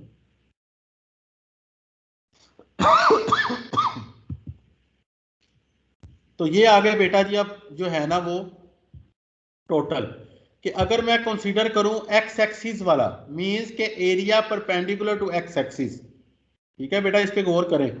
तो जो टोटल मोमेंटम फ्लक्स होगा वो होगा rho we x into we. अब क्योंकि आपको बताया कि ये जो वी है ये बोल्ड वी है, तो इसके भी तीन कंपोनेंट होंगे। तो इसका जो एक्स कंपोनेंट होगा वो होगा rho we x into v x, जो वाई कंपोनेंट होगा वो होगा rho we x into we y, और जो जेड कंपोनेंट होगा वो होगा rho we x into v z. Similarly अगर मैं अब बात करूं वाई एक्सिस की, या the area perpendicular to y axis, वो वाला एरिया जो वाई एक्सिस के परपेंडिकुलर है, यानी फिगर बी की बात करूं, उस एरिया के अंदर से बेटा कितना मोमेंटम फ्लक्स हो रहा है, कन्वेक्टिव मोमेंटम फ्लक्स कितना जा रहा है, तो मैं कहूंगा मैथमेटिकली वो है जी रो वी वाई इंटू वी। अब क्योंकि थ्री डिमेंशनल फ्लो है तो इट मींस कि ये rho v y into v, इसके तीन कंपोनेंट होंगे बेटा। एक होगा rho v y into v x, rho v y into we y, rho v z into v z, ठीक है। तो rho v y into v x का मतलब है कि जो एक्स वेलोसिटी की वजह से वाई एरिया में आ रहा है। सिमिलरली अगर मैं जेड एक्सिस के अलोंग वो एरिया कंसीडर करूं, तो जो टोटल जो मोमेंटम फ्लक्स होगा वो होगा rho v z into v. इसके जो तीन कंपोनेंट बनेंगे वो बनेंगे rho v z into v x, rho v z into we y, rho v z into v z. So these are the mathematical expressions for the convective momentum flux through unit area perpendicular to x-axis, through unit area perpendicular to y-axis, through unit area perpendicular to z-axis respectively। इन तीनों के आपने ये अच्छी तरह इनको याद करना है, इनको समझना है कि सिंबल्स का क्या मतलब है, ये वी एक्स और वी वाई और वी जेड का क्या मतलब है, कहां पर कौन सा कंपोनेंट आना है। ओके, यहां तक कोई क्वेश्चन बेटा आपका?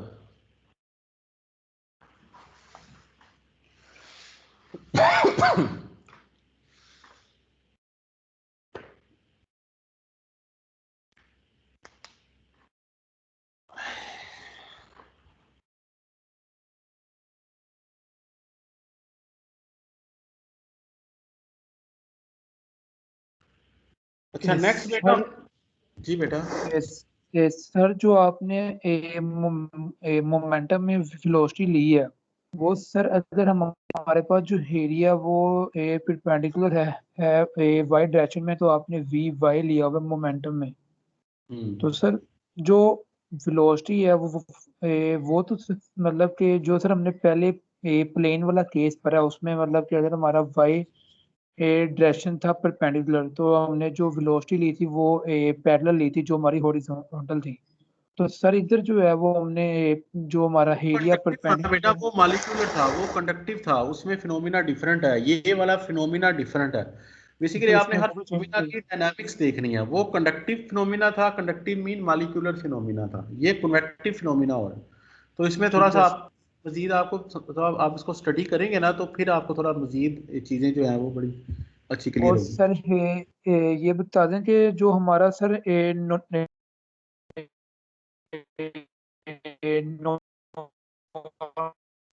आपकी आवाज बेटा कट। और shear stress में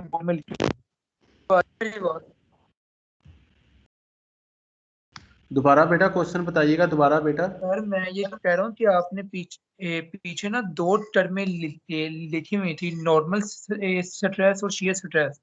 तो वो हाँ जी। सर हम जो है वो स्पेस में कैसे डिफाइन करने जब हमारे पास सर चार इंडिपेंडेंट कंपोनेंट आ जाएंगे।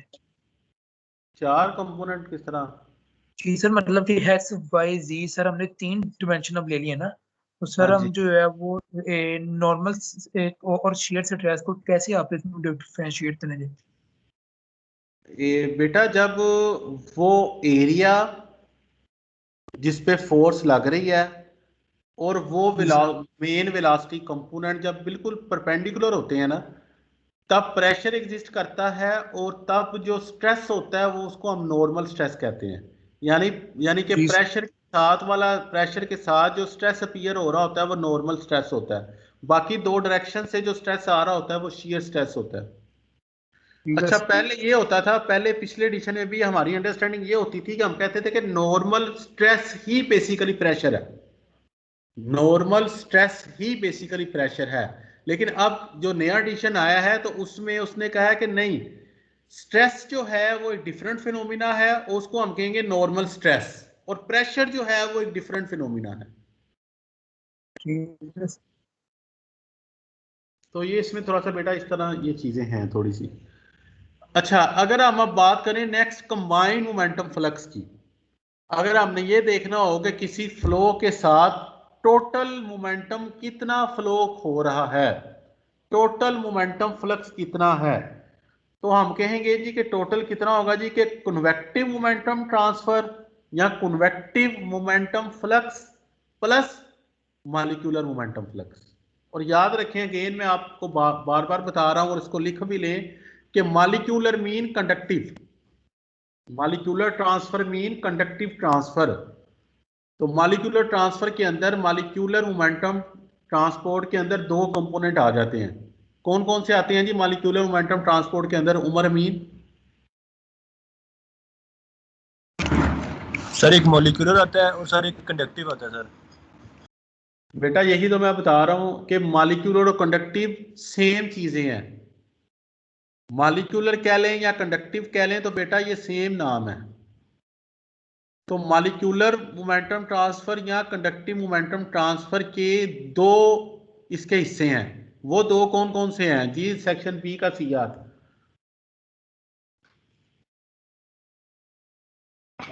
सर मॉलिक्यूलर मोमेंटम के पूछ रहे हैं दो पार्ट्स। मॉलिक्यूलर कह लें या कंडक्शन कह लें, सर वो सेम।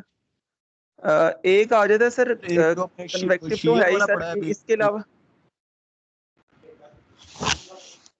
सर बेटा एडवेक्शन की टर्म इसके अंदर इन्वॉल्व हो जाती है, एक कन्वेक्टिव और एडवेक्शन। एक विस्कस फोर्स है, एक प्रेशर और एक विस्कस। एक प्रेशर है और एक विस्कस फोर्स है, ठीक है। ये कंडक्टिव की दो टाइप्स हैं। और इसके अलावा एक कौन सा मोमेंटम हमने पढ़ा है जो बल्क फ्लो की वजह से होता है, उसका क्या नाम है जी? Sir convective momentum transfer. अच्छा, अगर मैं लिखना चाहूं जी कि कंबाइंड मोमेंटम ट्रांसफर, तो मैं इसको कहता हूं फाई। आपकी बुक जो है बर्ड की वो कहता है जी phi. Phi is combination of pi plus rho we we. अब मुझे बताएं कि ये रो वी वी जो है ये है convective momentum transfer, convective momentum flux, और ये पाई जो है this is the molecular momentum flux. इन दोनों का कंबाइन जब करूंगा तो मैं कहूंगा combined momentum flux. Combined momentum flux is the combination of the molecular momentum flux plus convective momentum flux. अच्छा, इसे अगर पाई को ओपन करूं तो हमने ये भी अभी पढ़ा है कि ये पाई जो है इसके अंदर दो होती हैं टर्म्स, एक होता है प्रेशर और एक होता है shear। So pi is equal to P delta plus tau plus rho we we. अब ये P प्रेशर के साथ डेल्टा लगाने की जरूरत क्यों आती है? प्रेशर के साथ डेल्टा लगाने की जरूरत इसलिए आती है, हमें पता है कि हमने ये क्रोनिकल डेल्टा है लगाना है, कहा कि प्रेशर तब अपीयर होता है जब वो जो होती हैं वो पैरेलल में आती हैं, ये परपेंडिकुलर हो जाता है, फोर्स और एरिया बिल्कुल जब आपस में परपेंडिकुलर हो जाता है, ठीक। अच्छा, ये है कंबाइंड मोमेंटम फ्लक्स। इसको लिखने का तरीका क्या है? अगर मैं कहूं जी कि आप फर्ज करें आप एक्स एक्सिस के लिए आप एक्स एक्सिस के लिए लिखें कि x momentum is going to be transferred along x axis, phi x x क्या होगा? मेन जो डायरेक्शन ऑफ फ्लो है वो एक्स है और मेन जो डायरेक्शन ऑफ ट्रांसफर है वो भी एक्स है। तो इसमें आ जाएगा pi x x plus rho we x into v x. तो पाई में जो है प्रेशर P एग्जिस्ट करेगा plus tau x x plus rho we x into v x. अब अगर मैं उसको कहूं कि आप फाई एक्स वाई को ओपन करके लिखें फाई एक्स वाई को ओपन करके लिखें तो पहले तो आपने लिखना है कि फाई एक्स वाई को ओपन करके pi x Y plus rho we x into we y. तो जब एक्स वाई लिखा है तो आपको पता होना चाहिए कि वाई जो है ये मेन और एक्स जो है मेन डायरेक्शन ऑफ ट्रांसफर है। तो जब इस पाई को भी ओपन करके लिखूंगा कि तो इसके अंदर प्रेशर नहीं आया, क्योंकि प्रेशर आता है जब एक्स एक्स हो, एक्स वाई एक्स एक्स हो, वाई वाई हो या वाई जेड वाला हो। तो इसके अंदर प्रेशर नहीं आया, सिर्फ शीयर आया टॉ एक्स वाई प्लस जो वो कनेक्टिव की जो टर्म थी उसके अंदर rho we x into we y आया। तो जो अंडरस्टैंड करने वाली बात है कि फाई एक्स वाई का मतलब क्या है, इसको जरा गौर से। Is the combined flux of y momentum. Phi x y क्या चीज है? कंबाइंड। किसका फ्लक्स है? मेन कंपोनेंट कौन सा है? मेन कंपोनेंट है वाई। ट्रांसफर किधर हो रहा है? Across a surface perpendicular to x. यही बात होगी ना, phi x y is the combined flux of y momentum. Main जो कंपोनेंट है वाई है, ट्रांसफर किधर हो रहा है? Across a surface perpendicular to x by molecular and by convective mechanism. क्योंकि फाई के अंदर जो है मॉलिक्यूलर मैकेनिज्म भी आ जाता है, फाई के अंदर जो है वो कन्वेक्टिव मैकेनिज्म भी आ जाता है। The second index gives the component of momentum transfer. The second index gives us the component of momentum transfer and the first index gives us the direction of transfer. So phi xy mean the y momentum is going to be transferred across a plane perpendicular to x axis. So ये notations आपने याद कर रखनी है अच्छी तरह के। रो we we क्या चीज है? रो वी वी है कन्वेक्टिव मोमेंटम फ्लक्स टेंसर। टा क्या चीज है? टा है viscous momentum flux tensor. By the way इनको टेंसर क्यों कह रहा है वो? इन क्वांटिटीज को वो वेक्टर की बजाय टेंसर क्यों कह रहा है?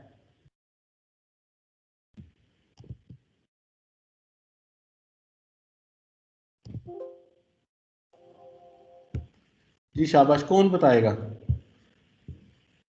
सर डायरेक्शन ज्यादा होगी, 3 डायमेंशन से ज्यादा होंगे। 3 डायमेंशन से। आप मुझे ये बताएं कि अगर ये टा की बात करूं मैं, तो इस टा के कितने कंपोनेंट हैं? अगर मैं टा देखूं, टा लिखा हुआ है जी विस्कस मोमेंटम फ्लक्स। टा के कितने कंपोनेंट हैं? इसके बेटा 9 कंपोनेंट होंगे। ठीक है, तो जब किसी क्वांटिटी के 9 कंपोनेंट होते हैं तो वो टेंसर होती है। रो वी वी के भी 9 कंपोनेंट होंगे, इसलिए इनको टेंसर कह रहा है। सो रो वी वी जो है वो कन्वेक्टिव मोमेंटम फ्लक्स टेंसर है, टा जो है ना वो विस्कस मोमेंटम फ्लक्स टेंसर है, और पाई जो है वो मॉलिक्यूलर मोमेंटम फ्लक्स टेंसर है, और फाई जो है वो कंबाइंड मोमेंटम फ्लक्स टेंसर है। तो बेसिकली आज के लेक्चर में बेटा हमने जो है ना वो mechanism of momentum transport study किए हैं। हमने पहले जो है ना वो विस्कोसिटी को देखा था कि विस्कोसिटी क्या होती है, फिर हमने न्यूटन्स लॉ ऑफ विस्कोसिटी को डिफाइन किया था। न्यूटन्स लॉ ऑफ विस्कोसिटी को डिफाइन करने के बाद हमने कहा कि जो बेसिकली जो मोमेंटम ट्रांसपोर्ट होता है उसके 2 मैकेनिज्म होते हैं। जिस तरह आपने हीट ट्रांसफर में फंडामेंटल पढ़ा था जी के मोड्स ऑफ हीट ट्रांसफर, तो आपने कहा मोड्स ऑफ हीट ट्रांसफर जी conductive transfer, convective transfer, radiative transfer. इसी तरह अगर बात की जाए मोड्स ऑफ मोमेंटम ट्रांसफर, तो मोड्स ऑफ मोमेंटम ट्रांसफर बेटा 2 होते हैं। एक होता है कंडक्टिव मोमेंटम ट्रांसफर, एक होता है कन्वेक्टिव मोमेंटम ट्रांसफर। और जाहिर है रेडिएशन का कॉन्सेप्ट मोमेंटम के अंदर नहीं है। अब जो कंडक्टिव मोमेंटम ट्रांसफर है इसके दो हिस्से होते हैं, एक को प्रेशर कहते हैं, एक को विस्कस कहते हैं। प्रेशर तब लगता है जब फ्लूइड की डायरेक्शन और एरिया आपस में परपेंडिकुलर हो तो प्रेशर एग्जिस्ट करता है, अदरवाइज जो है वो तीनों डायरेक्शन में जो है वो shear flow shear stress exist करता है। उसके बाद फिर हमने कन्वेक्टिव मोमेंटम फ्लक्स को पढ़ा। कन्वेक्टिव हमने कहा तब आता है जब बल्क ट्रांसफर हो रही होती है, तो जब बल्क ट्रांसफर हो रही होती है तो कन्वेक्टिव फ्लक्स का जो फार्मूला होता है वो होता है रो v इंटू वी, ठीक है।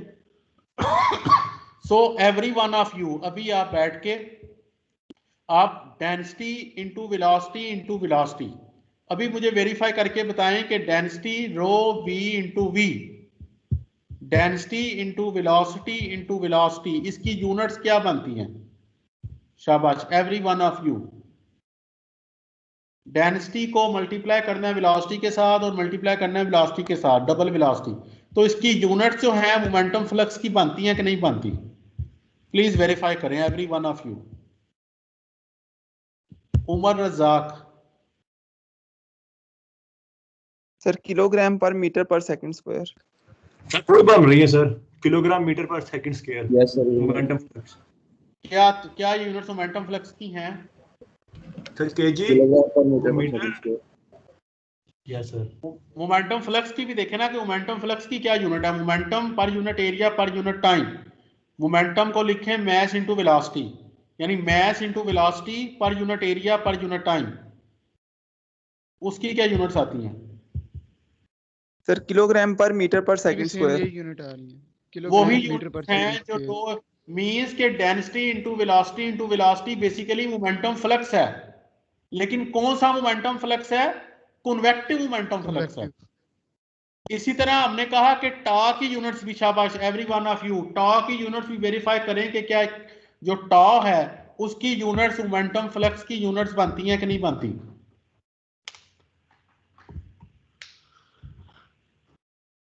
सर बन रही है। टॉ की यूनिट्स मोमेंटम फ्लक्स की यूनिट्स बन रही है कि नहीं है? महमूद रहमत।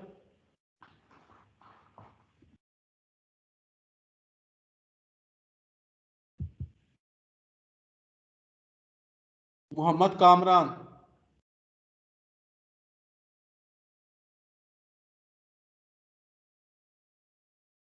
मोहम्मद आसिफ मुख्तार। Yes sir. जी बेटा, आपने कंफर्म किया है कि टॉ की यूनिट्स किसकी यूनिट्स बनती हैं? Yes sir. किसकी हैं बेटा? उस क्वांटिटी का नाम? Momentum flux.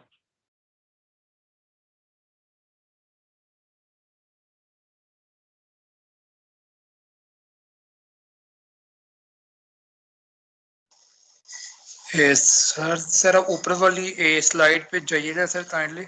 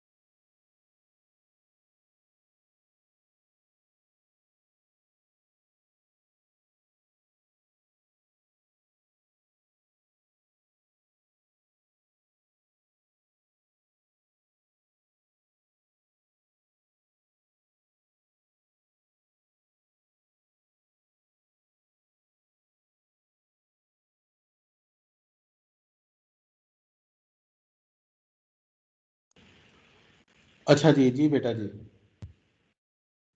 जी बेटा को सर जरा काइंडली ऊपर वाली स्लाइड पे जाइए सर। बेटा बेटा सर वो जी सर्टी के पास सर वो है नीचे वाली लाइन पढ़नी थी वो ये बुक से ही है बेटा, अभी बुक से इसको पढ़िएगा सर। जी बेटा। सर अभी हमने ये पढ़ा है कि कन्वेक्टिव ट्रांसपोर्ट होता है और एक कंडक्टिव ट्रांसपोर्ट। सर हम ये नहीं पढ़ते अब मॉलिक्यूलर मोशन की बात कर रहे हैं तो उसके अंदर एडवेक्शन का फिनोमिना नहीं आता, क्योंकि कन्वेक्शन के अंदर तो कंडक्शन और कन्वेक्शन वो कन्वेक्शन के अंदर कंडक्शन और एडवेक्शन दोनों फिनोमिनाज आ जाते हैं, लेकिन अगर मॉलिक्यूलर मोशन की एक मिनट, ये कन्वेक्शन के अंदर कौन से होते हैं? कन्वेक्शन के अंदर कंडक्शन और एडवेक्शन। यार ये एडवेक्शन का नहीं मुझे आइडिया सर, फर्स्ट टाइम मैं भी इसको गूगल पे लिख के एडवेक्शन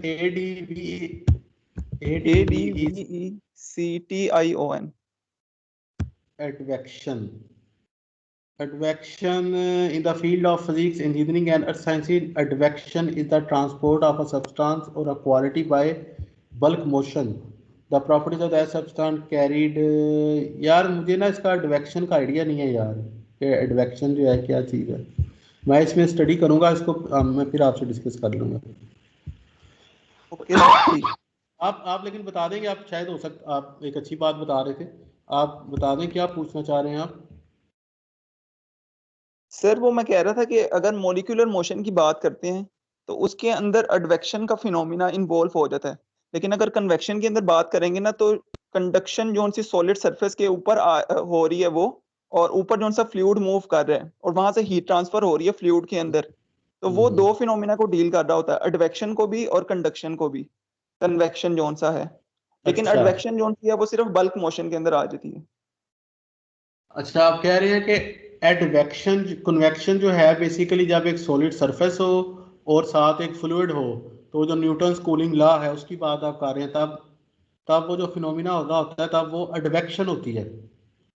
नहीं सर वो कन्वेक्शन को बताएगा, क्योंकि एक सॉलिड सरफेस से कंडक्शन हुई है और कंडक्शन के थ्रू हीट ट्रांसफर हुई है सॉलिड सरफेस के अंदर, और फिर उस सॉलिड सरफेस की सतह से ऊपर एक फ्लूइड पास कर रहा है जो उस हीट को गेन कर रहा है, तो वो एक बल्क मोशन की वजह से वो हीट को गेन कर रहा है। तो इसके अंदर हमारे पास वो बल्क मोशन जो सी आ रही है हमारे पास, जो हीट ट्रांसफर हो रही है वो एडवेक्शन के फिनोमिना के थ्रू हो रही है, लेकिन जो सॉलिड की सतह के ऊपर हीट ट्रांसफर हो रही है मॉलिक्यूल टू मॉलिक्यूल, वो कंडक्शन की वजह से हो रही है। और बेसिकली कन्वेक्शन जोन सा हो जाता है वो एडवेक्शन बल्क मोशन की वजह से और कंडक्शन दोनों का सम किया जाए तो फिर हमारे पास कन्वेक्शन का फिनोमिना आता है। लेकिन जिस तरह अभी हम सिर्फ बल्क मोशन की बात कर रहे हैं कि एक मॉलिक्यूल से एक मॉलिक्यूल एयर का हमारे पास पड़ा हुआ है 1 मीटर के ऊपर, और वो फर्दर जो सा सेकंड मॉलिक्यूल जो सा पड़ा हुआ है 10 मीटर के डिस्टेंस के ऊपर पड़ा हुआ है, तो वो मॉलिक्यूल फर्दर जाके वो 10 मीटर के डिस्टेंस के ऊपर जाके उससे स्ट्राइक करते हैं, तो वो सिर्फ बल्क मोशन के अंदर आ रहा है, वो एडवेक्शन के अंदर आ रहा है। उस टाइम पे ऊपर हमारे पास सॉलिड सरफेस का कोई भी कॉन्सेप्ट नहीं आ रहा या वहां हीट ट्रांसफर नहीं हो रही, तो वो एडवेक्शन के अंदर मैं कह रहा था। अच्छा, वेरी गुड बेटा, एक्सीलेंट। लेकिन यानी आप कह रहे हैं, जो मैं शायद समझाऊंगा नहीं, कि कन्वेक्शन के अंदर कंडक्शन शामिल होती है, आप ये कह रहे हैं? जी सर, कन्वेक्शन के अंदर कंडक्शन भी और एडवेक्शन भी दोनों शामिल होती हैं। नहीं, मेरा नहीं ख्याल इसमें, क्योंकि एक हम पढ़ते हैं नसट नंबर होता है, ठीक है? नसट नंबर होता है कि एक नसट नंबर एच डी बाई के होता है, तो ये कंपैरिजन होता है मैकेनिज्म बाय कन्वेक्शन और transfer by convection divided by transfer by conduction, ये होता है। अगर आप नसट नंबर को देखें तो किसी भी ये फिनोमेना का बता रहा होता है कि अच्छा, कंडक्शन जो होता है सिर्फ सॉलिड में नहीं है कॉन्सेप्ट इसका। कंडक्शन का मतलब है एब्सेंस ऑफ बल्क मोशन। अगर एक पानी का गिलास पड़ा हुआ है ना और वो पानी मूव नहीं कर रहा, गिलास में है, तो उसके अंदर भी वो जो मॉलिक्यूल टू मॉलिक्यूल ट्रांसफर हो रहा है ना, दैट इज वो भी एक सॉलिड की तरह डील करेगा, और उसके अंदर भी जो ट्रांसफर होगा वो एक मॉलिक्यूल टू मॉलिक्यूलर ट्रांसफर होगा, उसको भी हम कंडक्शन या मॉलिक्यूलर ट्रांसफर ही कहेंगे। सो अभी इसमें जो पॉइंट ऑफ है कि ये एडवेक्शन और कन्वेक्शन का क्या रिलेशन है आपस में, ये हम इसमें क्लियर कर लेंगे अगर टाइम मिला तो। लेकिन ये कहना कि कन्वेक्शन का हिस्सा ही है कंडक्शन जो है वो कन्वेक्शन का हिस्सा ही है, तो इससे मैं शायद एग्री नहीं करता। कंडक्शन जो है ये एक अलग फिनोमिना है और कन्वेक्शन का फिनोमिना जो है ये अलग फिनोमिना है। हाँ, जब सॉलिड सरफेस से लिक्विड को ट्रांसफर हो रही है तब वो जो न्यूटन लॉ ऑफ कूलिंग आता है और तब एडवेक्शन हो सकती है। जी बेटा जी। सर जिस तरह ये भी भाई ने बात की है कि जब हमारे पास फिनोमेना हो रहा था कन्वेक्शन का, तो उसमें एडवेक्शन और कंडक्शन दोनों शामिल होते हैं। तो सर ये जो बात की है सर, मैं इससे इत्तेफाक नहीं कर रहा, बिकॉज एडवेक्शन का जहां तक मुझे नॉलेज है ना, वो यही होता है कि आपके पास अगर बल्क मोशन में आपके पास कन्वेक्शन हो रही है तो उसको एडवेक्शन कह देते हैं हम सिर्फ। फॉर एग्जांपल अगर आपके पास आप बाहर देखें एयर फ्लो कर रही है, अब चूंकि वो बल्क में फ्लो कर रही है तो आप कहते हैं कि ये एडवेक्शन हो रही है। अगर वो कम क्वांटिटी में फ्लो कर रही होती है आप कहते हैं कि सिंपल कन्वेक्शन हो रही है इसके अंदर। तो एडवेक्शन जो है मेरे हिसाब से वो कन्वेक्शन का ही एक नाम है जिसमें आपके पास बल्क मोशन इंट्रोड्यूस होती है। आई एग्री, मे बी आप ठीक कह रहे होंगे। वो एडवेक्शन जो है बेसिकली कन्वेक्शन का ही कोई स्पेशल केस है। एडवेक्शन इज अ स्पेशल अंदर केस, लेकिन उसके अंदर कंडक्टर सर हमें जो है ना हेयन ताबिश साहब ने जो सर ये अली आरफ ने बात की है ना सर, ये बिल्कुल ठीक है कि हमारे पास जो एडवेक्शन है ना सर वो बल्क मोशन की वजह से होता है, और एक कन्वेक्शन जो है वो कंडक्शन प्लस एडवेक्शन है, लेकिन सिर्फ हीट ट्रांसफर में। सर जो मोमेंटम ट्रांसफर है उसमें सर सिर्फ हमारे पास आता है वेलोसिटी का, और जो और सर वेलोसिटी आती है जो हमारे पास मेनली मोशन की वजह से होती है, वो तो बाद में उसने हमने मॉलिक्यूलर मोशन लगाया है, इसलिए वहां पे हम एडवेक्शन को डील नहीं करते। लेकिन सर बेसिकली जो हीट ट्रांसफर में है वो हमारा कन्वेक्शन एडवेक्शन प्लस कंडक्शन ही होता है। ये हेयन ताबिश साहब ने सर ये मतलब करवाया सर एसटीएफ के कोर्स। ठीक है, मैं भी कि हीट ट्रांसफर के कॉन्सेप्ट में हो जाए, लेकिन इसमें देखें ये एक फिनोमिना भी तो है ना। कन्वेक्शन एक पहले शुरू में पढ़ते थे जैसा कन्वेक्शन और कंडक्शन जो है ना जैसे हीट ट्रांसफर में है, लेकिन अब जब हम मोमेंटम ट्रांसफर में आए हैं तो यहाँ भी कंडक्शन और कन्वेक्शन का फिनोमिना यहाँ भी हो रहे हैं, लेकिन यहाँ पर वो एक अपनी जो उसकी डायनामिक्स है उसके पॉइंट ऑफ व्यू से हो रहे हैं। सो जो मॉलिक्यूलर फिनोमिना है दिस इज द कंडक्शन, कि जो लेयर टू लेयर, जो मॉलिक्यूल टू मॉलिक्यूल, जो जिस तरह इसने कहा कि एक मॉलिक्यूल स्ट्राइक करेगा दूसरे मॉलिक्यूल से और अपनी वेलोसिटीज को दे देगा। सो this is the molecular phenomena and this is the conduction. लेकिन जब एक फ्लूइड की, और ये तब भी हो सकता है जब ओवरऑल फ्लूइड स्टैटिक भी पड़ा हुआ है, ओवरऑल अगर स्टैटिक भी फ्लूइड पड़ा हो एक ग्लास के अंदर एक टेबल के ऊपर, तब ये कंडक्शन का फिनोमिना हो रहा होगा। लेकिन जब एक बल्क मूवमेंट स्टार्ट हो जाएगी, कन्वेक्टिव करंट स्टार्ट हो जाएंगे, तब कंडक्टिव का ट्रांसफर भी हो जाएगा। और फॉर द टाइम बीइंग जो फाई और टॉ और पाई रो वी वी, अब हमने ये भी देखा कि रो वी वी भी जो है ये भी मोमेंटम फ्लक्स है, लेकिन ये कन्वेक्टिव मोमेंटम फ्लक्स है। टॉ भी मोमेंटम फ्लक्स की यूनिट्स आ रही है, लेकिन ये विस्कस मोमेंटम फ्लक्स है। और पाई और फा और फाई ये भी हम मॉलिक्यूलर मोमेंटम फ्लक्स और कंबाइंड मोमेंटम फ्लक्स को हम डिस्कस करते हैं। तो ये काइंडली बुक में से जो है थोड़ा सा एक दफ़ा गो थ्रू कीजिएगा। और इसके बाद बुक में आपका एक टॉपिक होगा चैप्टर नंबर 1 में, that is the molecular theory of viscosity of liquids and molecular theory of viscosity of gases.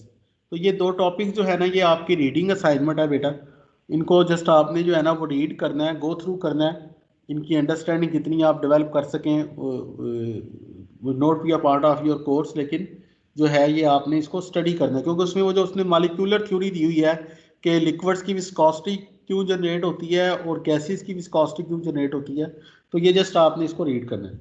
और इसके बाद चैप्टर के एंड में जो है ना वो क्वेश्चन फॉर डिस्कशंस हैं, तो इसके जो है ना वो 12-12 क्वेश्चन हैं, तो इनमें से जो रेलिवेंट क्वेश्चन होंगे जितना आप कर सकेंगे उतने आपने आंसर लिख के तो मुझे असाइनमेंट जमा करानी है।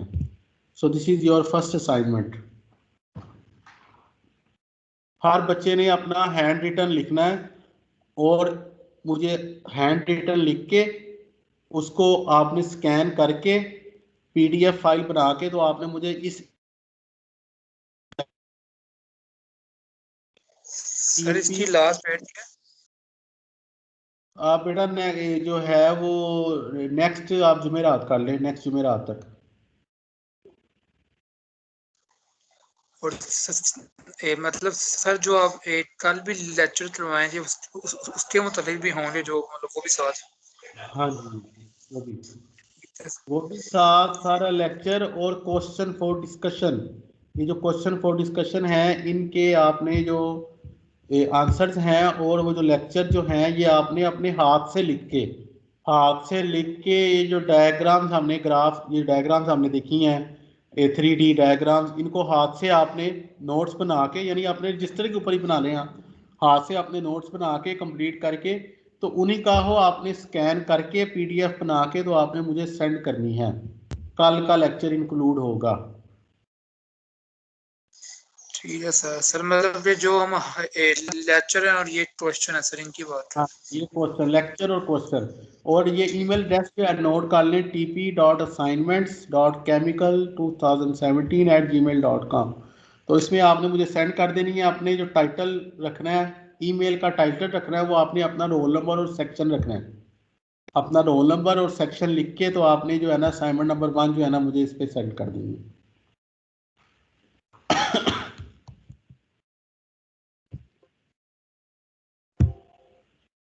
ठीक है बेटा जी, यानी क्वेश्चन कोई बात कोई इंशाल्लाह ताला इसको आप स्टडी कीजिएगा। कोई चीज़ डिस्कस करने वाली हुई हम नेक्स्ट लेक्चर में मजीद हम डिस्कस कर लेंगे।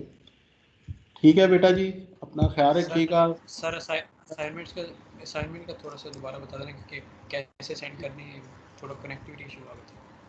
ठीक बेटा, असाइनमेंट जो है आपने अपने हाथ से जो लेक्चर नोट्स हैं वो बनाने हैं, और ये क्वेश्चन फॉर डिस्कशन है, इनके आंसर आपने अपने हाथ से लिखने हैं। उसके बाद आपने उसकी जो है वो PDF स्कैन करके PDF बना के बेटा तो मुझे सेंड कर देनी है इस ईमेल एड्रेस पे tp.assignments पे।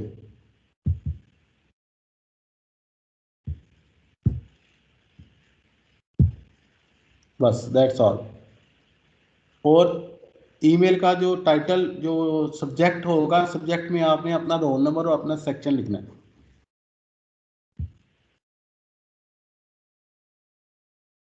ठीक है सर। ओके बेटा जी, थैंक यू वेरी मच। अल्लाह हाफिज़।